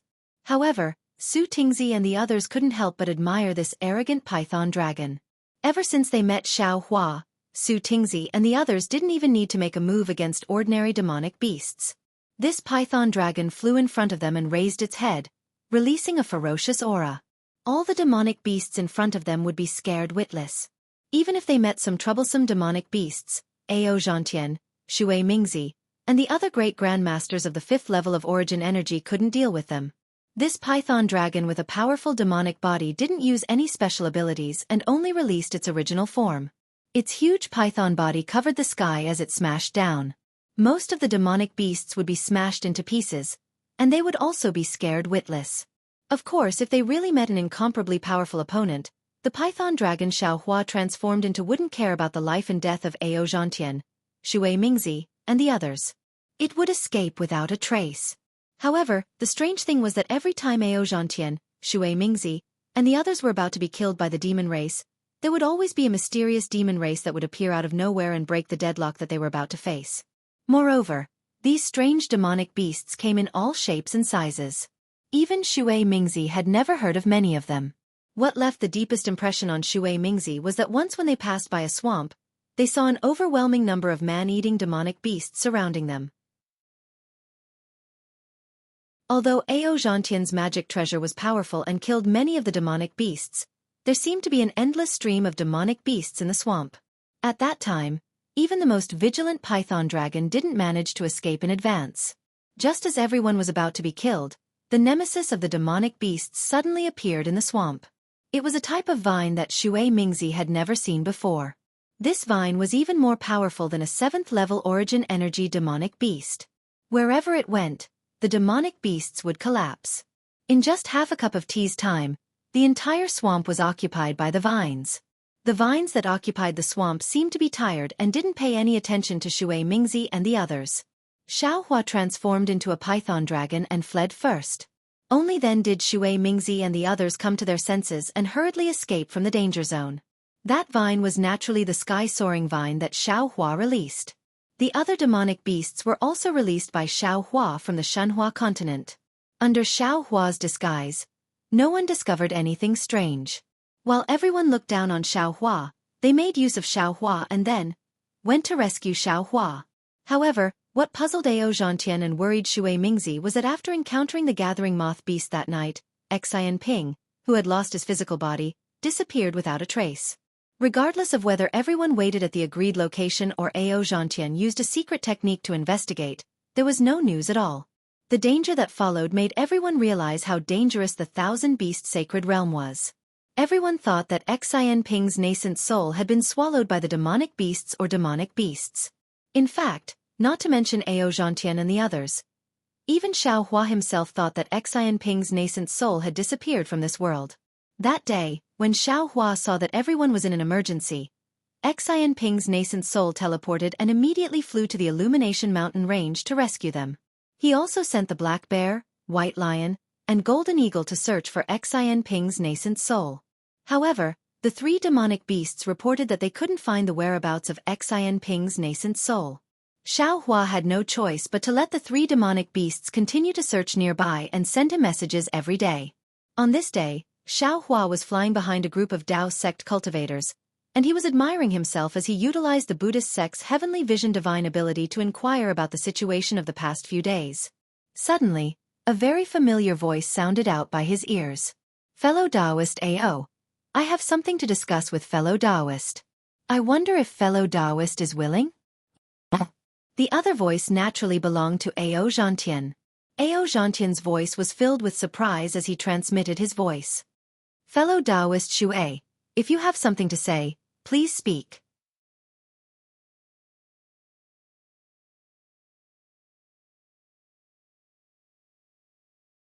Chapter 43-47. Hee. Ao Zhantian turned his head slightly and glanced at Xueqi Mingzi from the corner of his eyes. A strange expression appeared on his face as he transmitted his voice. So you didn't come to the Thousand Demons Sacred Realm purely to save Xiaohua and Tao Master Xiao, right? Of course I wanted to save Xiaohua from the start. When he spoke up to hear, Xueqi Mingzi didn't conceal it any longer and explained. But right when I contacted all the fellow Taoists on Hidden Immortal Continent, I noticed to my shock that there were truly many cultivators that received grace from Xiaohua on Jade Mountain all those years ago. Ao Zhantian frowned. Wouldn't it be better if there were more cultivators who received Tao Master Xiao's grace? Why didn't you contact them? We can save Tao Master Xiao together. Xueqi Mingzi smiled bitterly and said, Fellow Taoist Ao, although we were saved by Xiaohua that day, we were forced by Taoist Xiao to swear a blood oath of loyalty. Xiaohua's scheme is not small. I heard about Tao Master Xiao's blood oath and went to the Bronze Pillar Nation. I don't know why, but the blood steel is still there. No Confucian cultivators dared to overturn the blood steel. Ao Zhantian said meaningfully. If that's Tao Master Xiao's plan, I'm willing to do it even though I was forced. That day was that day. What about now? Does fellow Taoist Ao still think so? Xueqi Mingzi looked at Ao Zhantian and transmitted his voice with a smile. Xiaohua is being suppressed right now. There are many Taoist cultivators on the Hidden Immortal Continent who received his grace. This is not a small force. Did fellow Taoist Ao notice something special? Ever since the Black Wind Mountain was destroyed by the Immortal Palace, Xiaohua's disciples have never appeared on the Hidden Immortal Continent. Even when the news of Xiaohua being suppressed by Qingyu spread, I didn't see any movements from the disciples of the Black Wind Mountain. Don't you think it's a little strange? Ao Zhantian smiled faintly and looked into the distance. After thinking for a while he replied, I understand what fellow Taoist Xueqi means. Not to mention the number of disciples of the Black Wind Mountain, and not to mention the strength of these disciples. Xiaohua's trip to the Yaotai Mountain and the Taoist cultivators he won over is a force that no one can ignore. This time, fellow Taoist Xueqi went to Qingyu to save Taoist Master Xiao. You plan to get a share of the loot, right? Hee. At this point, Ao Zhantian revealed the truth of the matter to Xueqi Mingzi. Xueqi Mingzi only chuckled and didn't say anything. Then how does fellow Water Dao friend intend to get a share of the benefits from Xiaohua? Ao Zhantian decided to get to the bottom of the matter. Xueqi Mingzi didn't answer. Instead he asked, could it be that fellow Taoist Ao doesn't think so? Ao Zhantian didn't answer Xueqi Mingzi's question. Instead, he sent a telepathic message to Xueqi Mingzi. There are only two ways to reap benefits. The first is to rescue Xiaohua, discuss with Xiaohua, or cooperate with him, or ask him to give up a part of his power. The second. At this point, Ao Zhantian's eyelids twitched. He glanced at Xueqi Mingzi and said, kill Xiaohua directly. A dead Xiaohua was definitely more valuable than a living Xiaohua. Fellow Taoist can borrow Xiaohua's dying wish. Oh, or you can take Xiaohua's keepsake and take control of the Black Wind Ridge's power. That Black Wind Ridge disciple hasn't appeared for several hundred years. He must be hiding somewhere in the Hidden Immortal Continent. After taking control of this power, you can use this power to cooperate with the Taoist cultivators who have received Xiaohua's favor. Fellow Taoist, the benefits you'll obtain will be much greater than rescuing Xiaohua. Fellow Taoist Xueqi, don't you think so? Hee. Xueqi Mingzi smiled and sent a telepathic message. Fellow Taoist Ao is really good at thinking. It's really a pity that you didn't write a book. If this old man had second thoughts, why would I go through so much trouble to go to Qingyu with fellow Taoist? Qingyu's Demon King is suppressing Xiaohua and will kill him sooner or later. Wouldn't it be better for this old man to act after he kills Xiaohua? So, fellow Taoist is thinking of the first option? A faint smile appeared on Ao Zhantian's face again. That's right. Xueqi Mingzi nodded. This old man did have this idea. And now, This old man wants to discuss it with fellow Taoist. huh? So you're saying that fellow Taoist is confident in rescuing Xiaohua? Ao Zhantian was a little surprised. I can't say that I'm confident, but I have some ideas. Xue Mingzi explained. When this old man was at the Black Wind Mountain, I once invited fellow Taoist. Oh, I remember now. You've told me about it before. You're on good terms with a great demon of the Thousand Demons Sacred Realm. Ao Zhantian replied in realization. Indeed. Xue Mingzi nodded. To be honest, this old man is similar to fellow Taoist Ao. I also have the bloodline of the demon race. This bloodline comes from the ancient Bell Mountain of the Thousand Demons Sacred Realm. This old man understands. Ao Zhantian nodded vigorously. Fellow Taoist Xue, you can use the influence of the ancient Bell Mountain's Demon King to rescue Xiaohua. Demon King. Xue Mingzi smiled bitterly and sent a telepathic message. Fellow Taoist Ao thinks too highly of me. How could I possibly have a relationship with a Demon King? I'm just on good terms with a great demon under the Demon King's command. Moreover, I don't know what the relationship between the ancient Bell Mountain and Bai Qingyu is like. I don't know if the ancient Bell Mountain can help in this matter. In particular, even if I'm on good terms with that great demon, the ancient Bell Mountain can still influence Bai Qingyu. I can't just ask the great demon to help me, right? I understand. Ao Zhantian nodded again. Fellow Taoist Xue, are you planning to use Xiaohua's power as a bargaining chip to negotiate with the great demon of the ancient Bell Mountain so that the ancient Bell Mountain can help you? Yes. That's what I'm really thinking. Xue Mingzi replied. I was just testing you. I'm ashamed. Ao Zhantian narrowed his eyes and revealed a disdainful smile. The two of them had been testing each other in such a roundabout way for so long. How could he believe that this was Xue Mingzi's original intention? He didn't hide his suspicions and sent a telepathic message. If fellow Taoist Xue is so considerate of Xiaohua, then there's no need for us to send a telepathic message, right? We just need to discuss this matter with the other fellow Taoists. Hee. Xue Mingzi smiled mysteriously again and replied, This is indeed my original intention. However, after seeing how difficult it is to enter the Thousand Demons Sacred Realm and how much we've sacrificed, I had another idea. Isn't that why I'm discussing this with fellow Taoist Ao right now? Right now, you and I are both at the 5th stage of the Origin Energy Realm and have the qualifications to take over the power behind Xiaohua. If we work together, our chances will be greater. Greater? Ao Zhantian was a little confused. Who has the strength to surpass us? I don't know. Xue Mingzi replied. However, I feel that we might not be the only ones who came to the Thousand Demons Sacred Realm to save Xiaohua. If other cultivators also want to come and take advantage of us, we have to be on guard. On guard? Ao Zhantian frowned and said with a smile, If that's the case, then fellow Taoist Xue should be on guard against me first, right?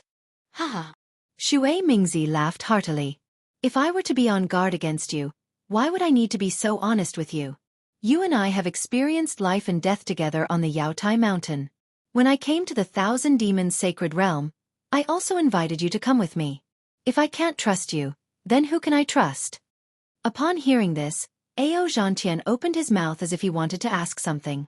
However, he swallowed the words that were about to come out of his mouth. His gaze swept across the dozen or so nascent soul cultivators to his left. Although he could see that these cultivators all had similar expressions of nervousness, he believed that Xue Mingzi must have had something to rely on. Perhaps some of these nascent soul cultivators had already been convinced by him. With that in mind, Ao Zhantian's heart suddenly jolted as he recalled the time when Xian Ping's body was destroyed by the moth-gathering beast in front of Yizhao Ridge. He had shouted, Xue Mingzi, hurry and save me. At that time, Ao Zhantian didn't pay much attention to Xian Ping's disrespectful words. He only thought that Xian Ping was panicking and was being rude.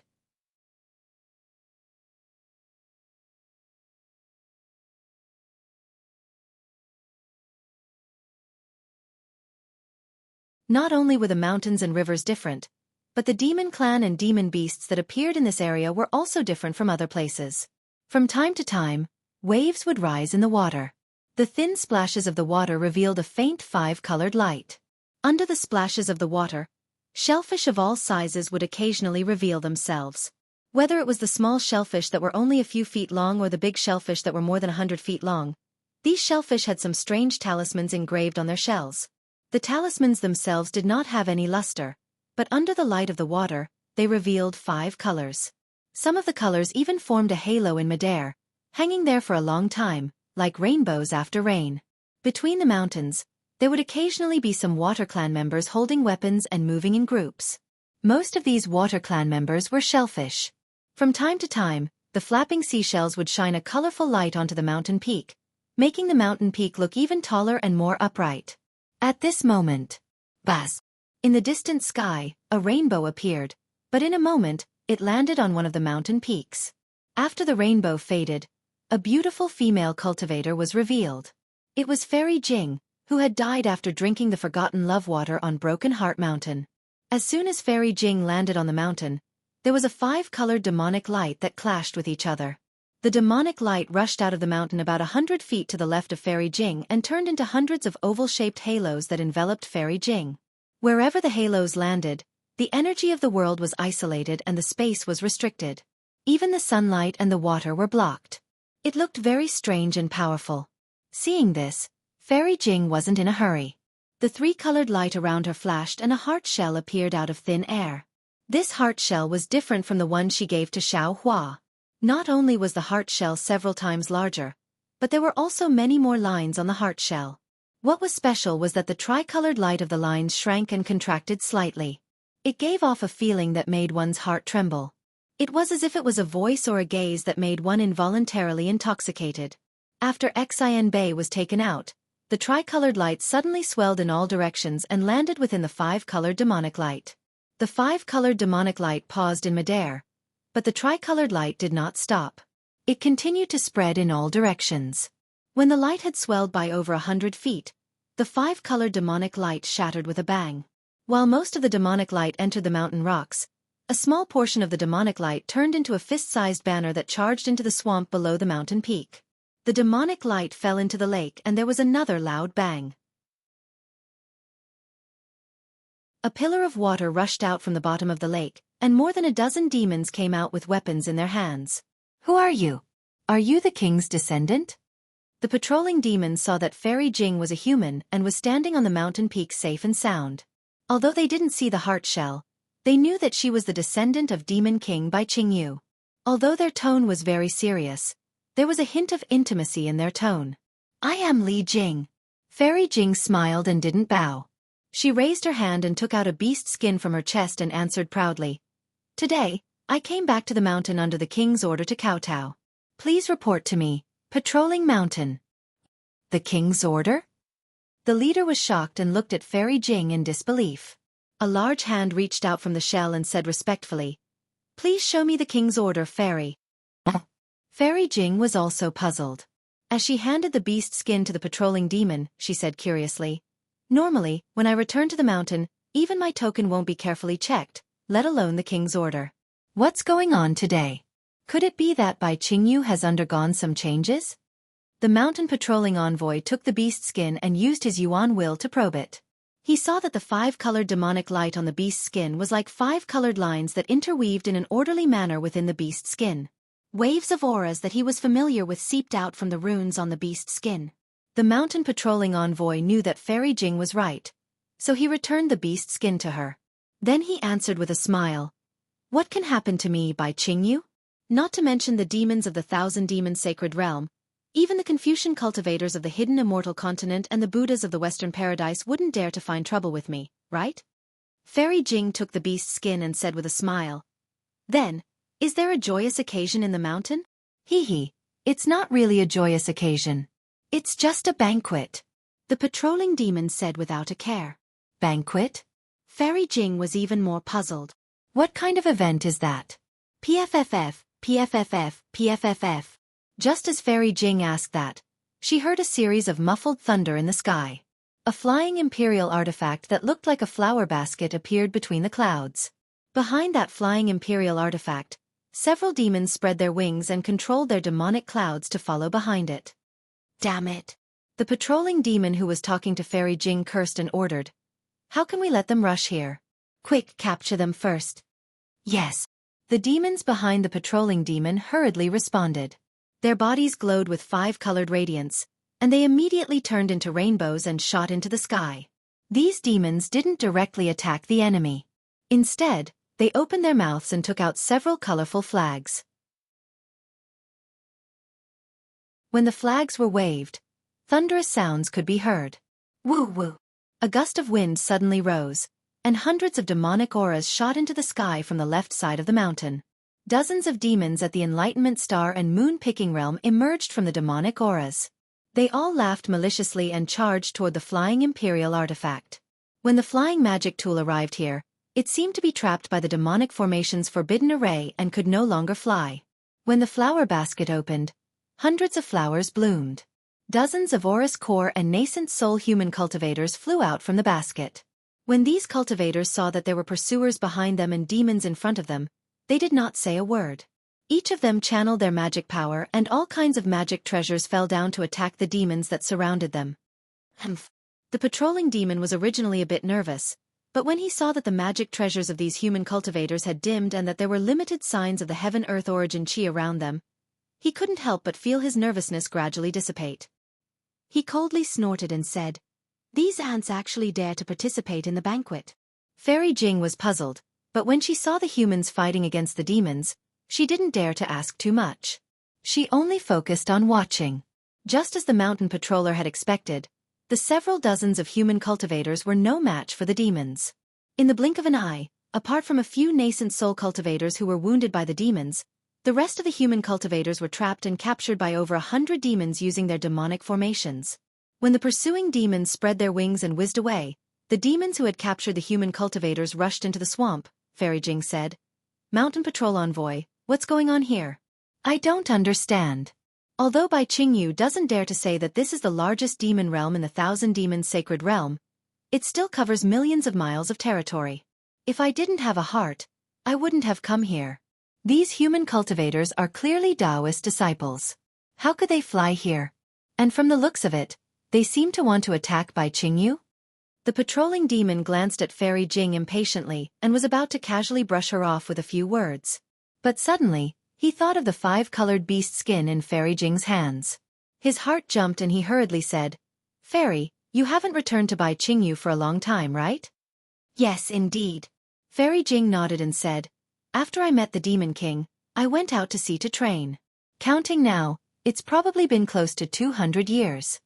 Meeting the Demon King." Hearing Fairy Jing's words, the patrolling demon secretly stuck out his tongue, glad that he hadn't been negligent.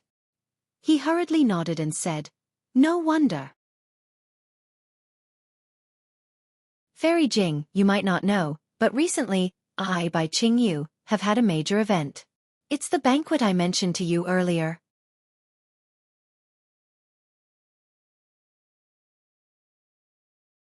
Chapter 43-49.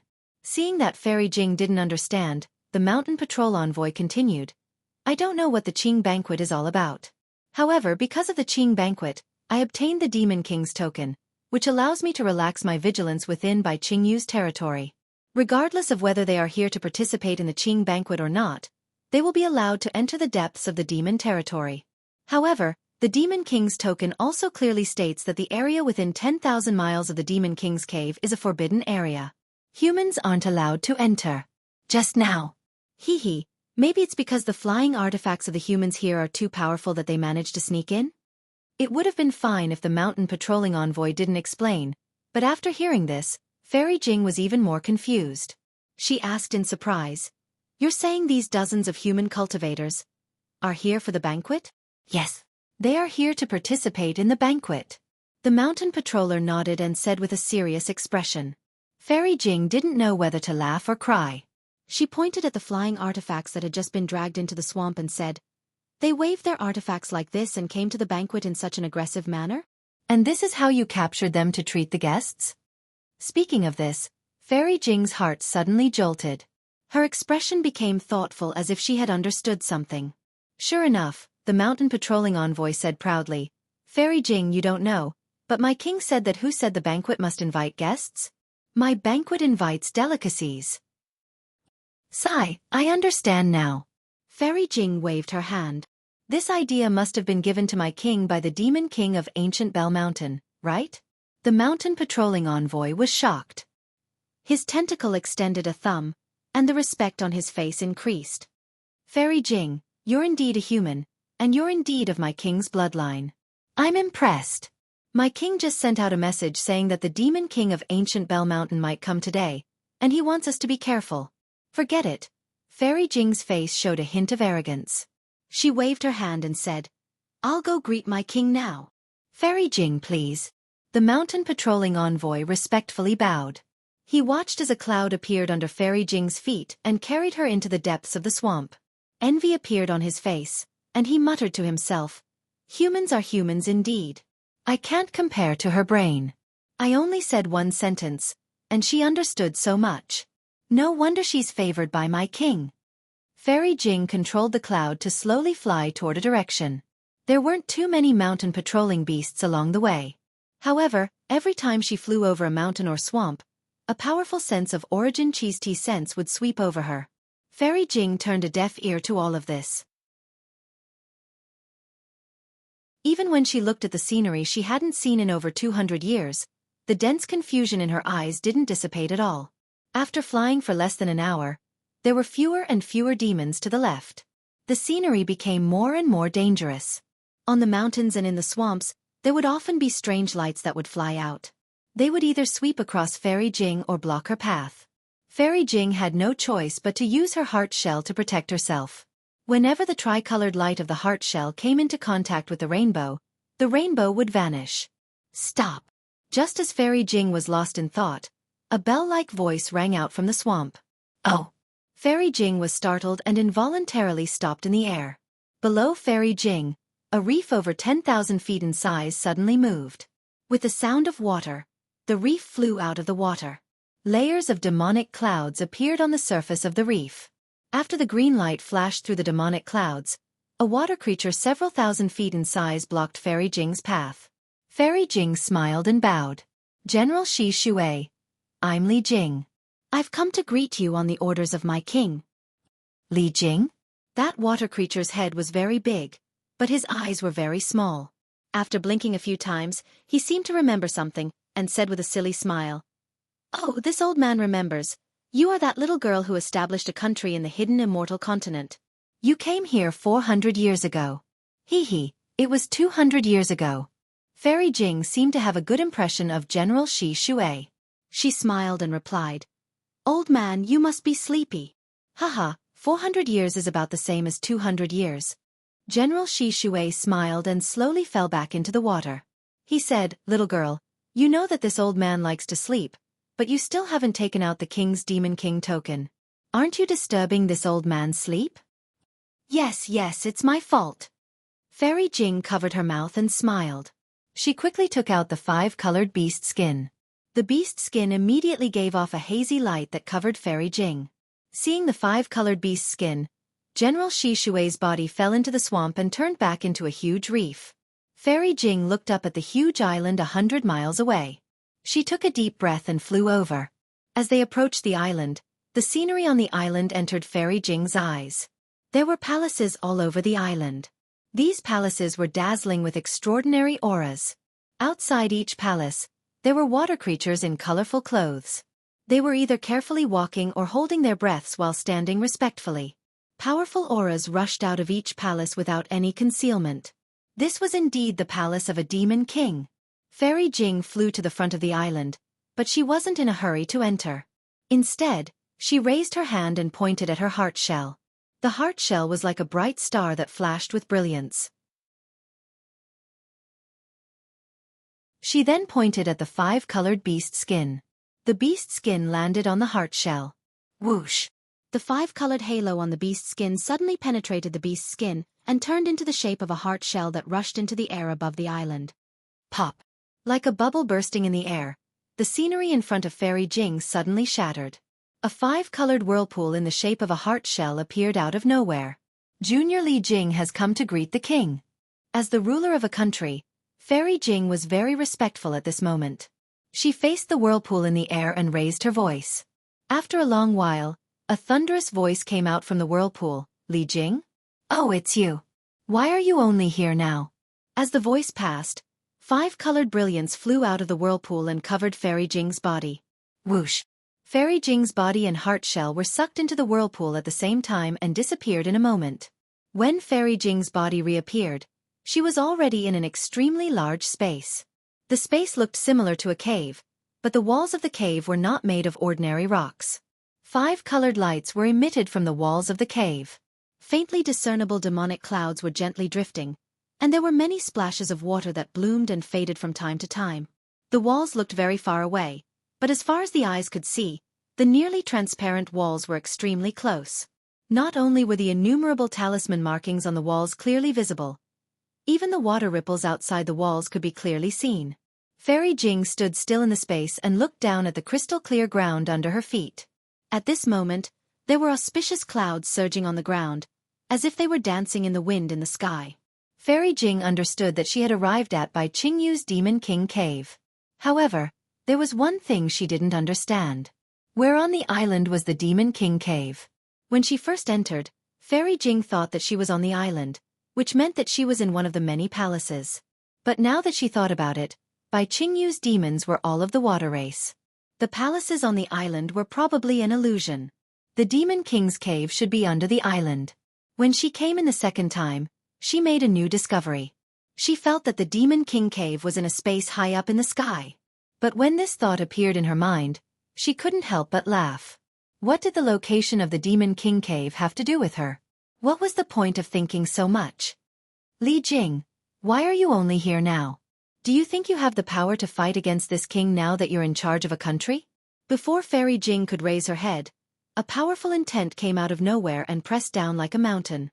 A rather unhappy voice sounded in her ears. Let this king tell you, you're just a human descendant of this king. I, Bai Qingyu, have hundreds of humans like you, if not 1,000. This king can find someone to replace you at any time. If it were any other time, Fairy Jing would have panicked and knelt down to beg for forgiveness. But now, an inexplicable sadness rose from the bottom of her heart. Although Fairy Jing knelt down, she didn't beg for forgiveness like before. Your Majesty, after this concubine bid farewell to you, I didn't stay in the 1,000 Demons' sacred realm for even a moment. Then, I went deep into the West Ocean to train. In the past 200 years, I haven't set foot in the 3 continents. When this concubine returned to the hidden immortal continent, I saw Your Majesty's Demon King token. This concubine rushed over without stopping and didn't dare to be negligent. Oh, is that so? That voice didn't believe Fairy Jing's explanation and said coldly, This king doesn't care where you went. What this king knows is that because you didn't come in time, you almost delayed this king's important matter. Therefore, this king must punish you. Yes, this concubine understands. Fairy Jing's heart was filled with sorrow and resentment. However, that voice changed the topic and said, The ancestor liked the jade eyes you brought back last time. He said that you've done a great service for Bai Qingyu and wanted to reward you greatly. Now that I think about it, you've atoned for your crimes. This king won't reward you. It's fine. Fairy Jing replied indifferently. This concubine works for Your Majesty and doesn't ask for any reward. Get up. That voice said. This king has a few questions for you. Yes. Fairy Jing stood up and looked up at the top of the space. At the top of the space, a cluster of dazzling 5-colored light was blooming like a star. Under the light was a huge reef. Precious pearls of various colors were embedded around the reef. Although the pearls were also shining, they were much dimmer than the 5-colored light. Fairy Jing's gaze landed on the light. Illusions of falling flowers and falling leaves or rising and falling tides appeared before her eyes. She turned her eyes and looked away. At that moment, the 5-colored light receded and a shellfish several hundred meters in size appeared on the reef. Your Majesty. Fairy Jing was shocked and hastily asked, May I know what Your Majesty wants to ask this concubine?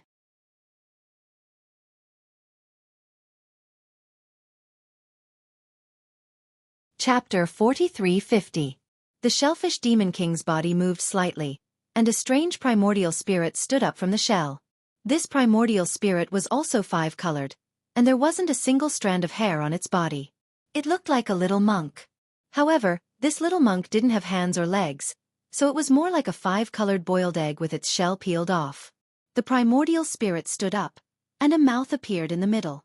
It opened and closed its mouth, saying, "Did you get the jade eyes from Xueqi last time?" Xueqi. Fairy Jing frowned, seeming to feel a stab of pain in her heart. She said hesitantly, "I don't seem to know Xueqi, but I do remember that it was Xueqi, Taoist Xiao, who gave it to me." What did he say at that time? The Demon King wanted to get to the bottom of this. Think carefully. This time, Fairy Jing didn't hesitate at all. She immediately replied, "He asked me if I knew that thing, or if I had seen it before. If I had any information, I could directly send a message to him." Is that all? The Demon King asked indifferently. It should be. Fairy Jing nodded affirmatively. "Although I don't remember what happened before clearly, this matter doesn't seem to be in my lost memories. I can be sure." AI, how troublesome. The Demon King's primordial spirit suddenly swelled several dozen times, and an irritated aura that seemed to fill the entire space swept over, scaring Fairy Jing into trembling slightly. The Demon King said angrily, "I've interrogated you for 100 years, but I couldn't get anything out of you. I thought I could get something out of you when you came, but you actually don't know anything." Interrogate? Fairy Jing was a bit bewildered, looking at the Demon King in confusion. Suddenly, Fairy Jing seemed to realize something, and a trace of ecstasy flashed in her eyes. She said in surprise, "Your Majesty is saying, make a trip to the Heavenly Dam water prison. Xueqi is there. Ask him where he saw that thing. As long as he can tell me, I'll definitely let him out. Moreover, there will be a great reward." His Majesty invited Xueqi to buy Qingyu. Fairy Jing smiled bitterly. And a ball-shaped head appeared on the Demon King's primordial spirit. He nodded and answered vaguely, "I received the ancestors' order to invite Xueqi. It just so happened that I had the opportunity to invite him to buy Qingyu. Your Majesty has interrogated Xueqi for over 100 years, but he still didn't say anything. This concubine also doesn't seem to be familiar with Xueqi. How can I ask him about the ugly truth?" Fairy Jing was a bit embarrassed. Bullshit. The Demon King scolded, "If you weren't familiar with him, why would he give you such an important jade eye? Over the past few days, there have been many human cultivators trying to sneak into my Bai Qingyu, and a few of them are quite capable. What were they doing here? Isn't it just to save Xueqi? This Xueqi really befriended a lot of Dao sect cultivators on Yaotai Mountain. Why didn't he give it to them?" Fairy Jing's heart trembled. Thinking of the strange situation outside the Demon King's cave, she immediately understood the purpose of the banquet. However, she still said with difficulty, "But this concubine really isn't familiar with Xueqi. How do you know it won't work if you don't try?" The Demon King said impatiently, "Quickly go. You don't have much time left." Yes. Fairy Jing didn't dare to disobey the Demon King's order. She hurriedly bowed and walked towards the cave behind her. However, she only took a few steps before suddenly pausing. She paused for a moment. However, she only paused for a moment before raising her foot again and walking towards the cave entrance. However, at this moment, Fairy Jing's heart was in turmoil again. The Demon King has interrogated Xueqi for over 100 years, but he didn't get any information. He must have lost his patience. That's why he organized the banquet to lure the cultivators of the hidden immortal continent who are on good terms with Xueqi. He can use them to find the information he wants, and even use those cultivators to interrogate Xueqi. The day of the banquet was supposed to be the day Xueqi was killed.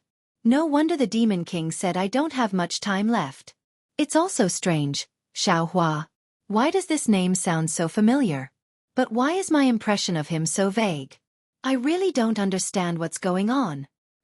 Who cares? What does Xueqi's death have to do with me? Fairy Jing thought as she walked to the cave entrance. There seemed to be light outside the cave, causing Fairy Jing to squint her eyes. She couldn't see the situation outside clearly.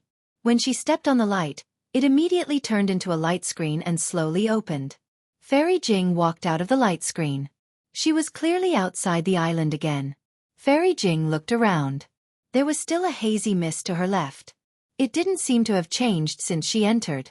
Fairy Jing didn't move towards the so-called Heavenly Dam water prison because she didn't know where it was. A moment later, A snake-like demon flew out from the island and arrived in front of Fairy Jing. He said respectfully, "Fairy, I am under the orders of the Demon King to send you to the Heavenly Dam Water Prison. Thank you for your trouble." Fairy Jing responded faintly and flew with the demon. After flying for a while, a tall mountain peak that looked like a cauldron appeared in their field of vision.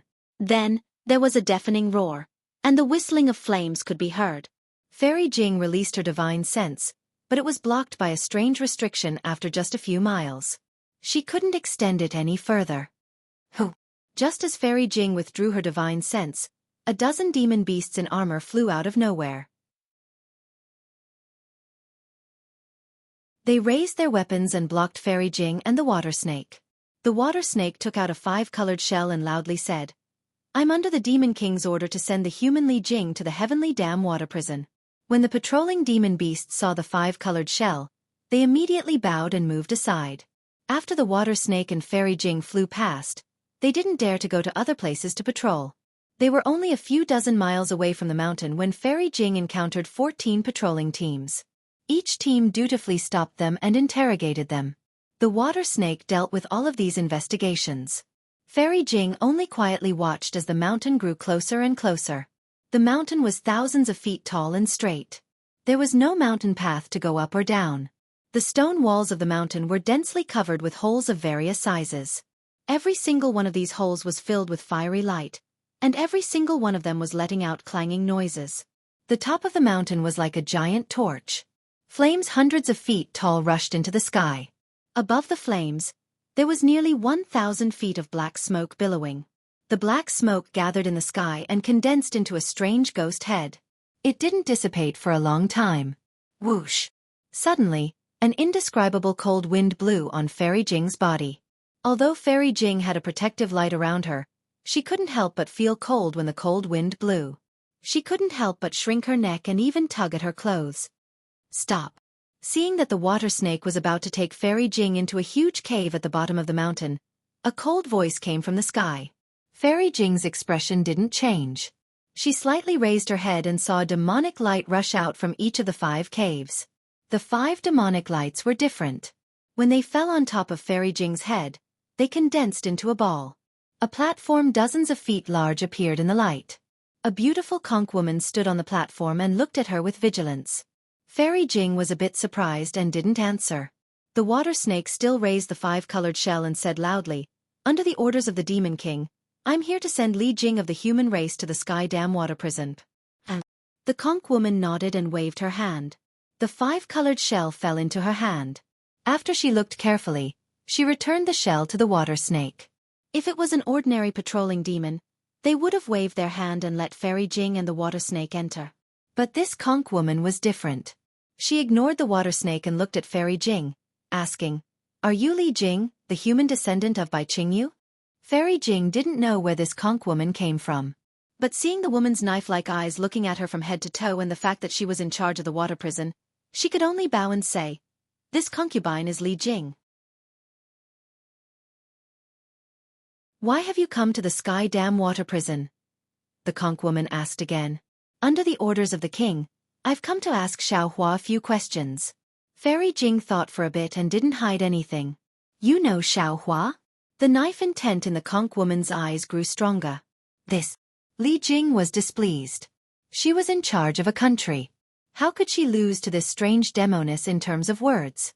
She pretended to hesitate and immediately answered, "This concubine isn't familiar with Xueqi. But since I've received orders from the king, I can only come and take a look." "Oh, so you're not familiar with Xueqi?" Hearing this, the conch woman unconsciously let out a sigh of relief. Then her face actually changed into a smile, saying, "Elder sister, please don't blame me. Xueqi is the key to the Sky Dam Water Prison. This is my duty, so I can't not ask a few more questions." It's fine." Fairy Jing nodded with a smile, but she didn't feel that this conch woman was speaking from the bottom of her heart. "Elder sister, please." The conch woman smiled again and waved her transparent little hand. The 5-colored platform below her soared into the sky and disappeared into the peak of the mountain. "Fairy, please come with me." The water snake saw this and urged the demon cloud to rush into the cave. Fairy Jing wanted to ask who this conch woman was, but thinking about this so-called sky dam water prison, she probably only came here once in her life. She didn't care who this conch woman was. Hiss. Flying into the mountain and seeing everything before her, Fairy Jing couldn't help but suck in a breath of cold air. The situation inside the mountain was far beyond her imagination. She saw a pillar of fire that directly penetrated the mountain in front of her.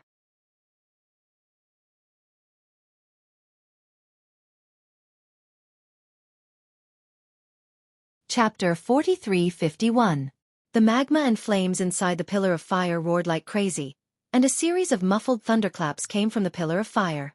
The surface of the fire pillar was covered with a thin layer of 5-colored halo. Between the 5 colors of the halo, there were many demonic characters. These demonic characters were like clever tadpoles that swam in the halo. Every time the demonic characters swam, there would be a kind of obscure fluctuation. As the fluctuation fell into the void, countless light pillars of stars and moons would rush out from the void. The light pillars of stars and moons did not directly enter the surface of the fire pillar. They only landed a few feet away from the surface of the fire pillar. With a roar, the light pillars transformed into talismans that were similar to demonic characters. The talismans fluttered up and down the fire pillar like dancing butterflies. When these butterflies were tired, they would find a demonic character that was similar to the talismans and land on it. As the talisman fell, a flower-like shadow appeared within the pillar of fire. The moment the roars of thunder and flames from within the pillar of fire fell into the shadow of light, they immediately disappeared and no longer made any sound. The sound of the magma and flames inside the pillar of light was blocked by the demonic runes, but the scorching heat couldn't be completely blocked. Although there was a gap of several hundred feet between the mountain and the pillar of fire, this gap was almost negligible. A heat that ordinary cultivators couldn't resist forced Fairy Jing to use her magic power to resist. "Fairy, please wait a moment." The water snake seemed to dislike the heat and immediately stopped when it reached the side of the fire pillar. It turned its head and took out a piece of animal skin. After spitting out a mouthful of demonic chi, the animal's skin turned into a fish and fell between the mountain peak and the fire pillar. "Aha!" Fairy Jing nodded and released her divine sense. She wanted to look through the entire pillar of fire. However, just as she released her divine sense, she felt a burning pain from her divine sense. She was shocked and quickly withdrew her divine sense. She looked at the pillar of fire in horror and knew how powerful the demonic formation here was. Just at this moment, about 1,000 feet to the right of Fairy Jing, a tortoise-like demon was dragged out of a cave by a few shell-type demon beasts. The tortoise's shell was shattered, and demonic blood flowed out from the cracks and dripped into the air. The demonic blood only dripped for about 10 feet before disappearing into nothingness. A few shellfish demons flew towards the fire pillar for a moment and then stopped. At the same time, they activated their demon powers and threw the tortoise demon towards the fire pillar. At the same time, a shellfish monster gently waved a small flag in his hand.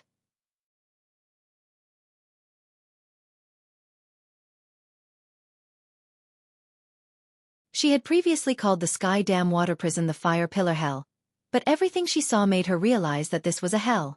And it was divided into many layers of hell. Every 10,000 feet she flew, she would encounter a prison filled with demons and even some humans. From time to time, some demons would be tortured and thrown into the fire pillars to burn to death. If it were any other time, Fairy Jing wouldn't have any other thoughts, but today, she couldn't help but worry about Xueqi, who was being suppressed here.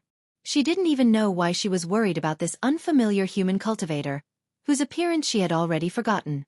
After flying through the endless evil energy, the stench, and the stench of blood, Fairy Jing finally reached the bottom of the cave. At this point, the huge pillar of fire had shrunk to a size of 3,000 meters and pierced straight into the ground. Moreover, the fire pillar here had already taken on a dark red color. The magma and flames within it were not as roaring as before. However, an aura that was even more violent than before was emitted from within the fire pillar. The demonic runes and halos on the surface of the fire pillar seemed to have drifted away due to this violent aura. It seemed that they did not dare to be trapped for long. Where is Xueqi? At this point, Fairy Jing didn't dare to release her spirit sense. She looked at the blood-red bottom of the cave and the blood-stained stone walls and was rather puzzled. There. The shelled demon casually pointed at the bottom of the cave and flew up. After all, this shelled demon was also a member of the Water Clan. Although he had a heat-resistant shell, he still didn't dare to stay here for long. Where? Fairy Jing looked at the bottom of the cave. The place where the fire pillar touched the ground was crimson red, and there were faint tongues of fire coming out of the fire pillar. How could she see anything alive? Fairy Jing was about to descend when a fierce wave of heat came from the bottom of the cave. It swept up crazily and extinguished most of the light around Fairy Jing. A wave of heat completely ignored Fairy Jing's defenses and directly entered her body. Fairy Jing was shocked. She immediately flew up 1,000 feet before coming to a stop, still in a state of shock. She looked at the shelled demon that had just flown away. He only flew 100 feet and stopped not far away. She didn't know if he was watching the show or worried for Fairy Jing. Damn it! Fairy Jing looked at the shelled demon and cursed in her heart. She knew that this shelled demon must have done it on purpose.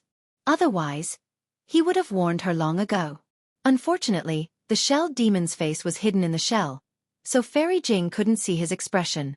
Moreover, this demon only stayed for a few moments before flying back into the cave and disappearing. Humph. Fairy Jing coldly snorted and opened her mouth. Hum. A blue light shot out from her mouth, and a fist-sized sea pearl shot out. Fairy Jing formed a seal with both hands and struck the sea pearl with several seals. The sea clan member landed on top of Fairy Jing's head, and a cluster of water light shot out from the sea pearl. With a series of sounds, the water light collided with the surrounding blood-red heat waves. In a few breaths, the water light protected Fairy Jing in a cool and refreshing environment. Fairy Jing looked at the watery light that seemed to be breathing in the heat wave. She then urged her magic power and flew down the fire pillar. However, as Fairy Jing went deeper, the sizzling sounds from the water became more and more intense. Fairy Jing's heart began to feel uneasy again. Although she didn't remember Xueqi's situation, she knew very well that the human cultivators she knew, how strong could they be? She couldn't hold on even with her magic treasure. That human cultivator was suppressed here by the Demon King for more than 100 years. What kind of torture did he suffer? How did he survive 100 years of torment? However, even at this moment, Fairy Jing still didn't understand why she had no impression of Xueqi. But why did she miss Xueqi? She rushed into the flames around the fire pillar and rubbed her hands. Her magic power spread out and a torrent of blue water appeared on the sea pearl and rushed to the bottom of the fire pillar. Shwa! A burst of water mist appeared. When the mist dissipated, there were no flames. Fairy Jing saw a black shadow that was as large as a bull being suppressed by the fire pillar. Fairy Jing was shocked again. She seemed to understand that the pillar of fire didn't pierce into the ground like she had seen with the naked eye. Instead, it was standing inside the mountain. The bottom of the cave was the end of the pillar of fire, and Xueqi was pressed to the ground by the pillar of fire. When Fairy Jing flew down several dozen feet and saw the black shadow, her heart ached. That black shadow was a human head. At this moment, it was lying on the ground with only the back of its head pointing to the sky. Compared to the thousands of feet tall pillar of fire, this head was truly tiny and pitiful.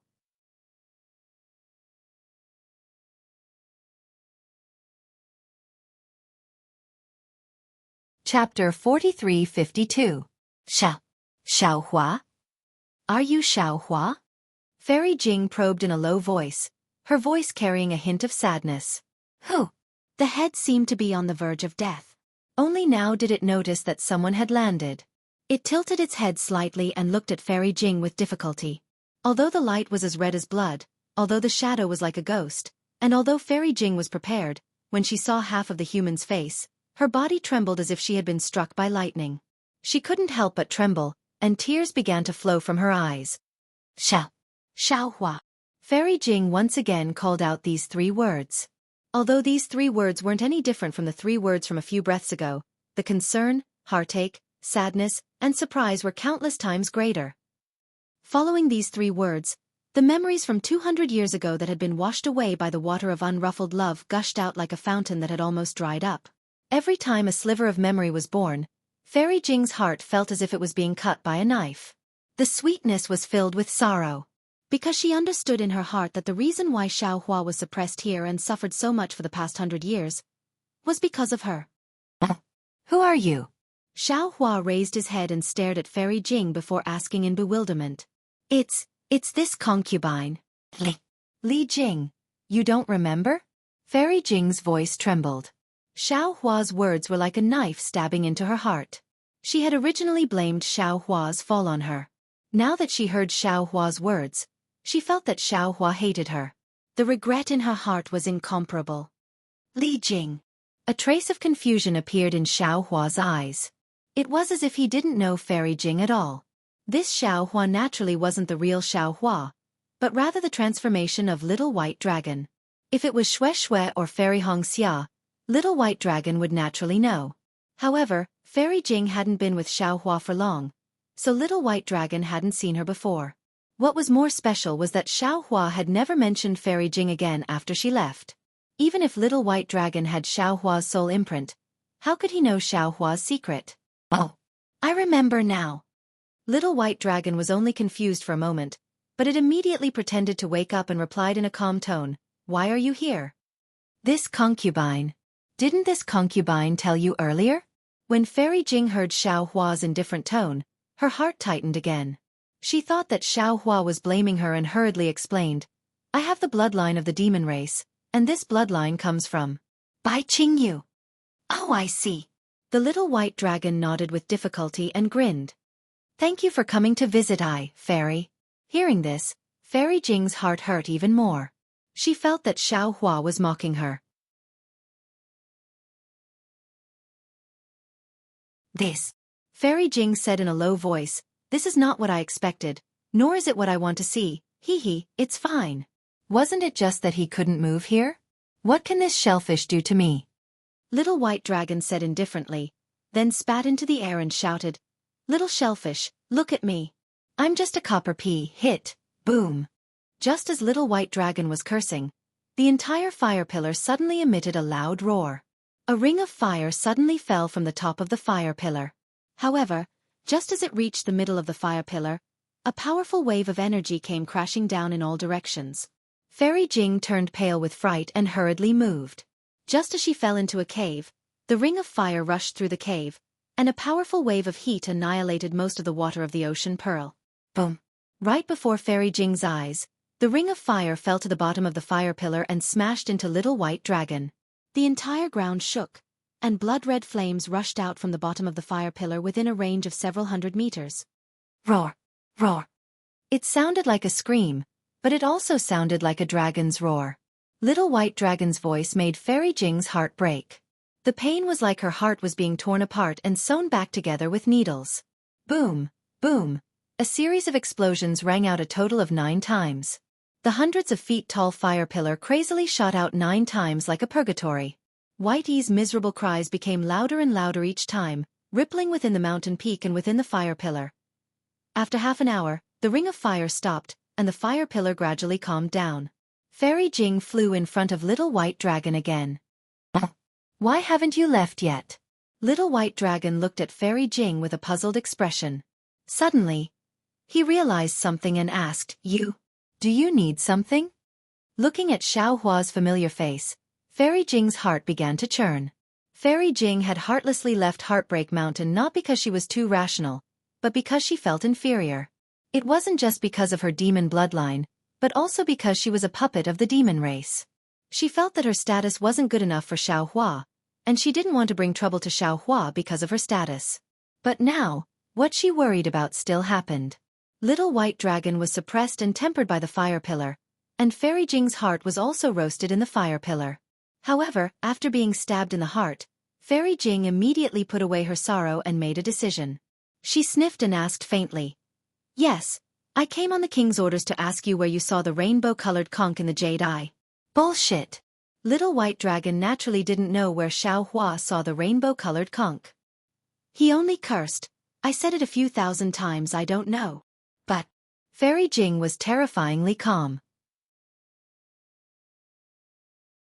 She asked in return, "The jade eye was given to me, and it also told me to send you a message if I saw something similar. Also, I couldn't let anyone else know. If you don't know, others might believe it, but I definitely won't." "Ah?" Little White Dragon was stunned. He didn't know how to answer. Fairy Jing didn't wait for him to answer. Instead, she continued, "When I obtained the jade eye, I was shocked because I was very familiar with the brilliance of the rainbow-colored conch. It was very similar to Bai Qingyu's 5-colored conch. However, I didn't have the king's permission, so I didn't dare to casually explain it to you. Therefore, after I obtained the jade eye, I returned to Bai Qingyu and reported this matter to the king. I wanted the king to make a decision. The expression on Little White Dragon's face was very interesting. This was Xiao Hua's secret. He didn't want to interfere, but unfortunately, he was still dragged into the web of love in Fairy Jing's heart. He didn't know how to respond. Should he curse Fairy Jing? Should he curse her? Or should he comfort Fairy Jing? At this moment, a pleasant voice that sounded like a kingfisher interrupted Fairy Jing's words. It came from above the pillar of fire. Damned bitch, ah? Fairy Jing was stunned. She quickly looked up and saw a 5-colored demonic cloud carrying an extremely beautiful and graceful woman. That woman's eyebrows were slanted and her almond-shaped eyes were wide open. She stared at Fairy Jing as if she was looking at an enemy. She didn't even wait for her to come close before cursing. If it wasn't for you, how could Xiao Hua be suppressed here? You actually have the face to interrogate me? Look at your withered appearance. You still dare to act pitiful here? If I were Xiao Hua, I would definitely drown you with my spit. Who are you? Fairy Jing's scar had been exposed, so she was extremely angry. She glared and coldly asked, "Who are you?" Well, that woman sneered. She didn't seem to take any action, but a rumbling sound came from her body. Her origin sense was mixed with a kind of power, and it pressed down on Fairy Jing like a mountain flood. Fairy Jing sensed the power of this power and was shocked. She didn't dare to be careless and quickly patted her head. Whoa! She released the pressure of a nascent soul cultivator, wanting to resist. Boom! A loud sound came from the empty mountain peak. Fairy Jing's figure was sent flying like an autumn leaf. When she landed, the blood on her face suddenly surged and then retreated. Her face was deathly pale. 6th grade origin force. Fairy Jing's eyes were filled with shock. She was clear that this woman's pressure was immediately withdrawn when it touched her. It wasn't too forceful. However, with just a touch, Fairy Jing's qi and blood had already surged and her true essence had gone astray. This woman was at least a 6th grade star-plucking realm cultivator. Humph! You're only a 4th grade descendant. You dare to be arrogant in front of me. That woman was very arrogant. Seeing Fairy Jing's shock and pale face, she berated. Why aren't you scramming? Fairy Jing clenched her teeth. Although she didn't know this woman was able to enter the Sky Dam water prison and even reach the bottom of the fire pillar. She was naturally an important demon to Bai Qingyu. Fairy Jing didn't dare to talk back to this woman, but she wasn't willing to lower her head to this woman in front of Xiao Hua. She squinted her eyes and said, "This concubine is under the king's order to ask. Since Xiao Hua isn't willing to speak now, this concubine will come again in the future. Xiao Hua, the king said that as long as you tell him where you saw this rainbow conch, he will immediately release you and reward you greatly." Little White Dragon bitterly smiled. He was willing to speak, but he really didn't know where he saw this rainbow conch. Seeing Little White Dragon not speaking, Fairy Jing's heart ached even more. She didn't even look back as she flew towards the top of the fire pillar. When she arrived at the exit of the mountain peak, the water snake was still waiting there. Seeing Fairy Jing come out, the water snake didn't ask about the result and turned to bring Fairy Jing back to the Demon King's cave. Fairy Jing bit her lips and said, "Wait. Is there anything else?" The water snake asked curiously. "If there's nothing important, it's better to turn back. The king is still waiting for a reply in the cave."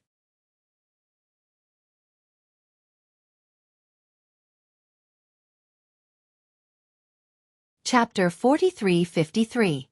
I didn't get anything out of him.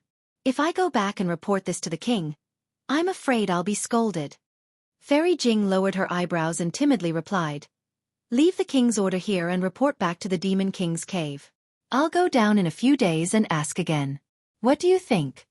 The water snake only pondered for a moment before handing the 5-colored beast skin to Fairy Jing. It nodded and said, "That's good. The king has been troubled by this matter. If Fairy Jing can get something out of him, not to mention once or twice, even 10 times would be a great merit." Fairy Jing nodded absent-mindedly and took the beast skin. She flew to the left side of the mountain. The water snake didn't suspect anything and returned to the Demon King's cave to report. At the bottom of the Heavenly Dam water prison, The woman saw that Fairy Jing had lost all face and left in a sorry state. She let out a cold snort and said, "You're only a human, yet you dare to steal my lover." After saying that, the woman landed in front of Little White Dragon. She looked at Little White Dragon and said coldly, "What? Do you feel bad? When did you get this old lover? She caused you to be like this and you still treat her like this? You can't even bear to say a harsh word to her?" Humph! None of your business." The Little White Dragon let out a cold snort and ignored the woman. Ayoyo. When the woman saw that the Little White Dragon was angry, she immediately turned into water and jumped before the Little White Dragon. She coquettishly said, "When you were looking at the moon with me, you called me little sweetie. Now that the new person has surpassed the old, you're actually ignoring me." Bullshit. The Little White Dragon looked up and cursed. "When will you see the moon here?" "How could I call you little sweetie?" "So you want to see the moon? That's great. I've always wanted you to accompany me." The woman was pleasantly surprised. She raised her hand and took out a 5-colored flag. When she waved the flag, the stone wall at the mountain peak immediately disappeared. However, it was noon outside the mountain peak. So where did the moon come from? The woman was a bit busy and quickly said, "Don't rush, don't rush." Although she told him not to rush, her actions didn't seem to be in a rush at all. He hurriedly waved the flag and restored the mountain wall to its original state. Then, he opened his mouth and spat out a mouthful of green light. The green light rushed into the sky and turned into a green full moon. The faint brilliance of the moon sprinkled down like moonlight, brightly illuminating the blood-red flames. The Little White Dragon soldier was unmoved. It looked at Yu Hua indifferently and said coldly, "What do you mean by this? Are you trying to show off in front of me?" "Io Xiaolang, how would I dare?" The woman was shocked. She quickly opened her mouth and swallowed the green light. She said, "Wait a little longer. It will be night in a few hours." At this point, a strange expression appeared on the woman's face, as if she was about to cry. "What?" Little White Dragon chided. "If you don't let me see the moonlight, darling Xiao." The woman was on the verge of tears. "Today seems to be the 3rd day of the lunar month. There's no moon. Humph." Little White Dragon didn't say anything. It only snorted coldly. However, this sound was like thunder in the woman's ears. She hurriedly said, "Darling Xiao, it's all my fault. Don't be angry with me. Actually, I just casually taught her a lesson. I didn't mean to hurt her, and I'm not jealous. I just think that she's too much." "If it weren't for her, how could you have been suppressed here for 143 years and 42 days? Hearing the woman's precise description of the date, a smile appeared on Little White Dragon's face. It replied, "If I wasn't suppressed here, how could I have met you?" Hee, that's true. When the woman saw Little White Dragon smile, she was happier than anything else. She hurriedly flew up from the ground. Her entire body spun a few times in the air as if she was showing off. "Darling Xiao, take a look. Don't you like human forms?"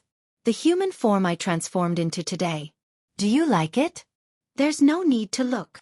Little White Dragon blurted out. "You're the most beautiful in the world. It doesn't matter if you transform or not. I like it." "Darling Xiao." That woman was really drunk. With a moan, she threw herself at the side of Little White Dragon's head. Strangely, when the woman's body leaned against the pillar of fire, the demon runes on the surface of the pillar of fire could not stop her. The woman's body disappeared into the pillar of fire. Then, the entire fire pillar shone with demonic light, enveloping an area of several thousand feet. Several days later, a timid voice came from the demonic light.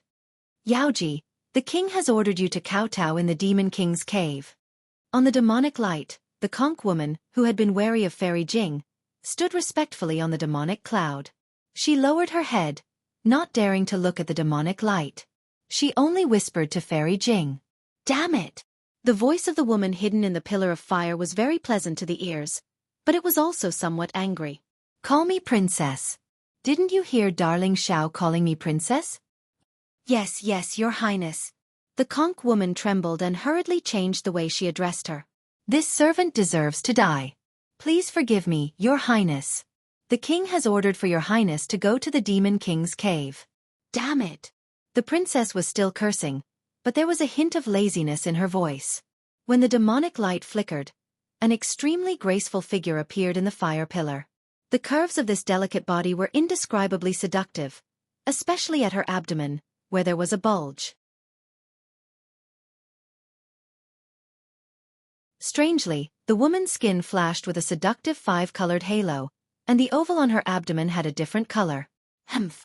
Little White Dragon didn't miss the opportunity to snort. The woman was startled, and a 5-colored halo flashed. A gorgeous set of clothes instantly appeared and tightly wrapped around her body. "Darling Xiao, don't be angry," the woman begged in a low voice. "I'm not too familiar with this human's body. Wear more clothes in the future. Don't let everyone see everything." Little White Dragon shouted in an imposing manner. The woman replied in a delicate voice, "Yes, darling Xiao. Hurry up and scram." Little White Dragon roared again. The woman wasn't ashamed of Little White Dragon's scolding. Instead, she smiled sweetly and kissed Little White Dragon's cheek before flying into the air. Looking at the conch girl, she asked coldly, "Who sent the message?" "It's that bitch from a few days ago," the conch girl said indignantly. "She must have said something to the king, and that's why the king summoned Princess Yao for questioning. She doesn't want to live anymore." The woman was furious. "How dare she ruin my plans? I'm going to skin her, pull out her tendons, and let her know how powerful I am." As she spoke, the woman's body flashed with 5-colored demonic light, and she flew toward the mountain's exit. "Io, princess, wait for me." Although the conch girl called out, she didn't fly high. Instead, she strangely turned her head and looked at Little White Dragon. She winked mischievously at Little White Dragon, as if she was proud of herself for sowing discord. Humph! Little White Dragon raised its head with a lazy smile on its face, but its brows were filled with disdain. When she heard the Little White Dragon's cold snort, the woman, who had already turned her head to look at the Little White Dragon, suddenly stopped. The woman raised her head to look at the sky. After which, she clenched her teeth and suddenly flew in front of the Little White Dragon. She fiercely kissed the Little White Dragon's face and cried out through gritted teeth, "Xiao Lang, you missed me so much." After saying this, the conch girl didn't dare to stay for long. She hurriedly flew into the sky and reluctantly looked at Little White Dragon before she flew out of the cave. Since ancient times, excessive love has left behind only regret. This regret will never end. Little White Dragon's melancholy voice rang out from under the fire pillar. "Heavens, forgive me for my unruly love." Just as Little White Dragon finished speaking, boom! There was a huge roar above the fire pillar. Another ring of fire was born from the peak of the mountain, and it fell down with a huge force. Raw! Little White Dragon howled in grief as a sea of fire appeared. Which Confucian cultivator said that? Pain always comes after pleasure. Damn it, it's too true. The Little White Dragon's sorrowful wails and recitation naturally could not reach the exit of the mountain. However, a figure stood at the exit, watching the endless rings of fire descend. His eyes were already filled with tears, and an indescribable sense of remorse appeared between his brows.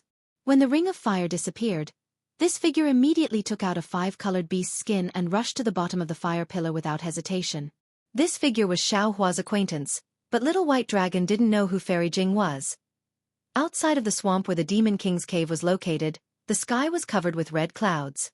Thin strands of lightning were faintly discernible between the clouds. The muffled sound of thunder was covered by the loud whistling sound of the wind.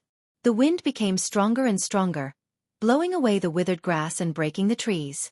Even the gravel was blown into the air. It was truly a scene of flying sand and rolling stones. The clouds were low and lightning flashed. Crackle! Raindrops mixed with hail began to wreak havoc between heaven and earth. Gee! An eagle's cry came from the horizon. The red clouds that covered the horizon suddenly rolled. A golden-winged great pung that was several hundred meters in size spread its flashing lightning wings and revealed its figure in the clouds. This golden-winged great pung flapped its wings and a hurricane suddenly appeared. The dense red clouds were immediately blown away by the hurricane, and a passage several li in size appeared in the clouds. Rumble! Several bolts of lightning fell and hit the back of the golden-winged great pung. Boom! Hundreds of demon characters rushed out from the back of the golden-winged great pung. They flickered with golden light and turned into a faint bird shape to block the lightning. Then, The lightning turned into threads of lightning that fell between the golden-winged Great Peng's wings. Whoa! The golden-winged Great Peng flapped its wings again and crossed several li in an instant. You're tuning in to the Xueqi's Martial Arts Saga YouTube channel. Don't forget to subscribe and join us on this journey to catch the most captivating stories.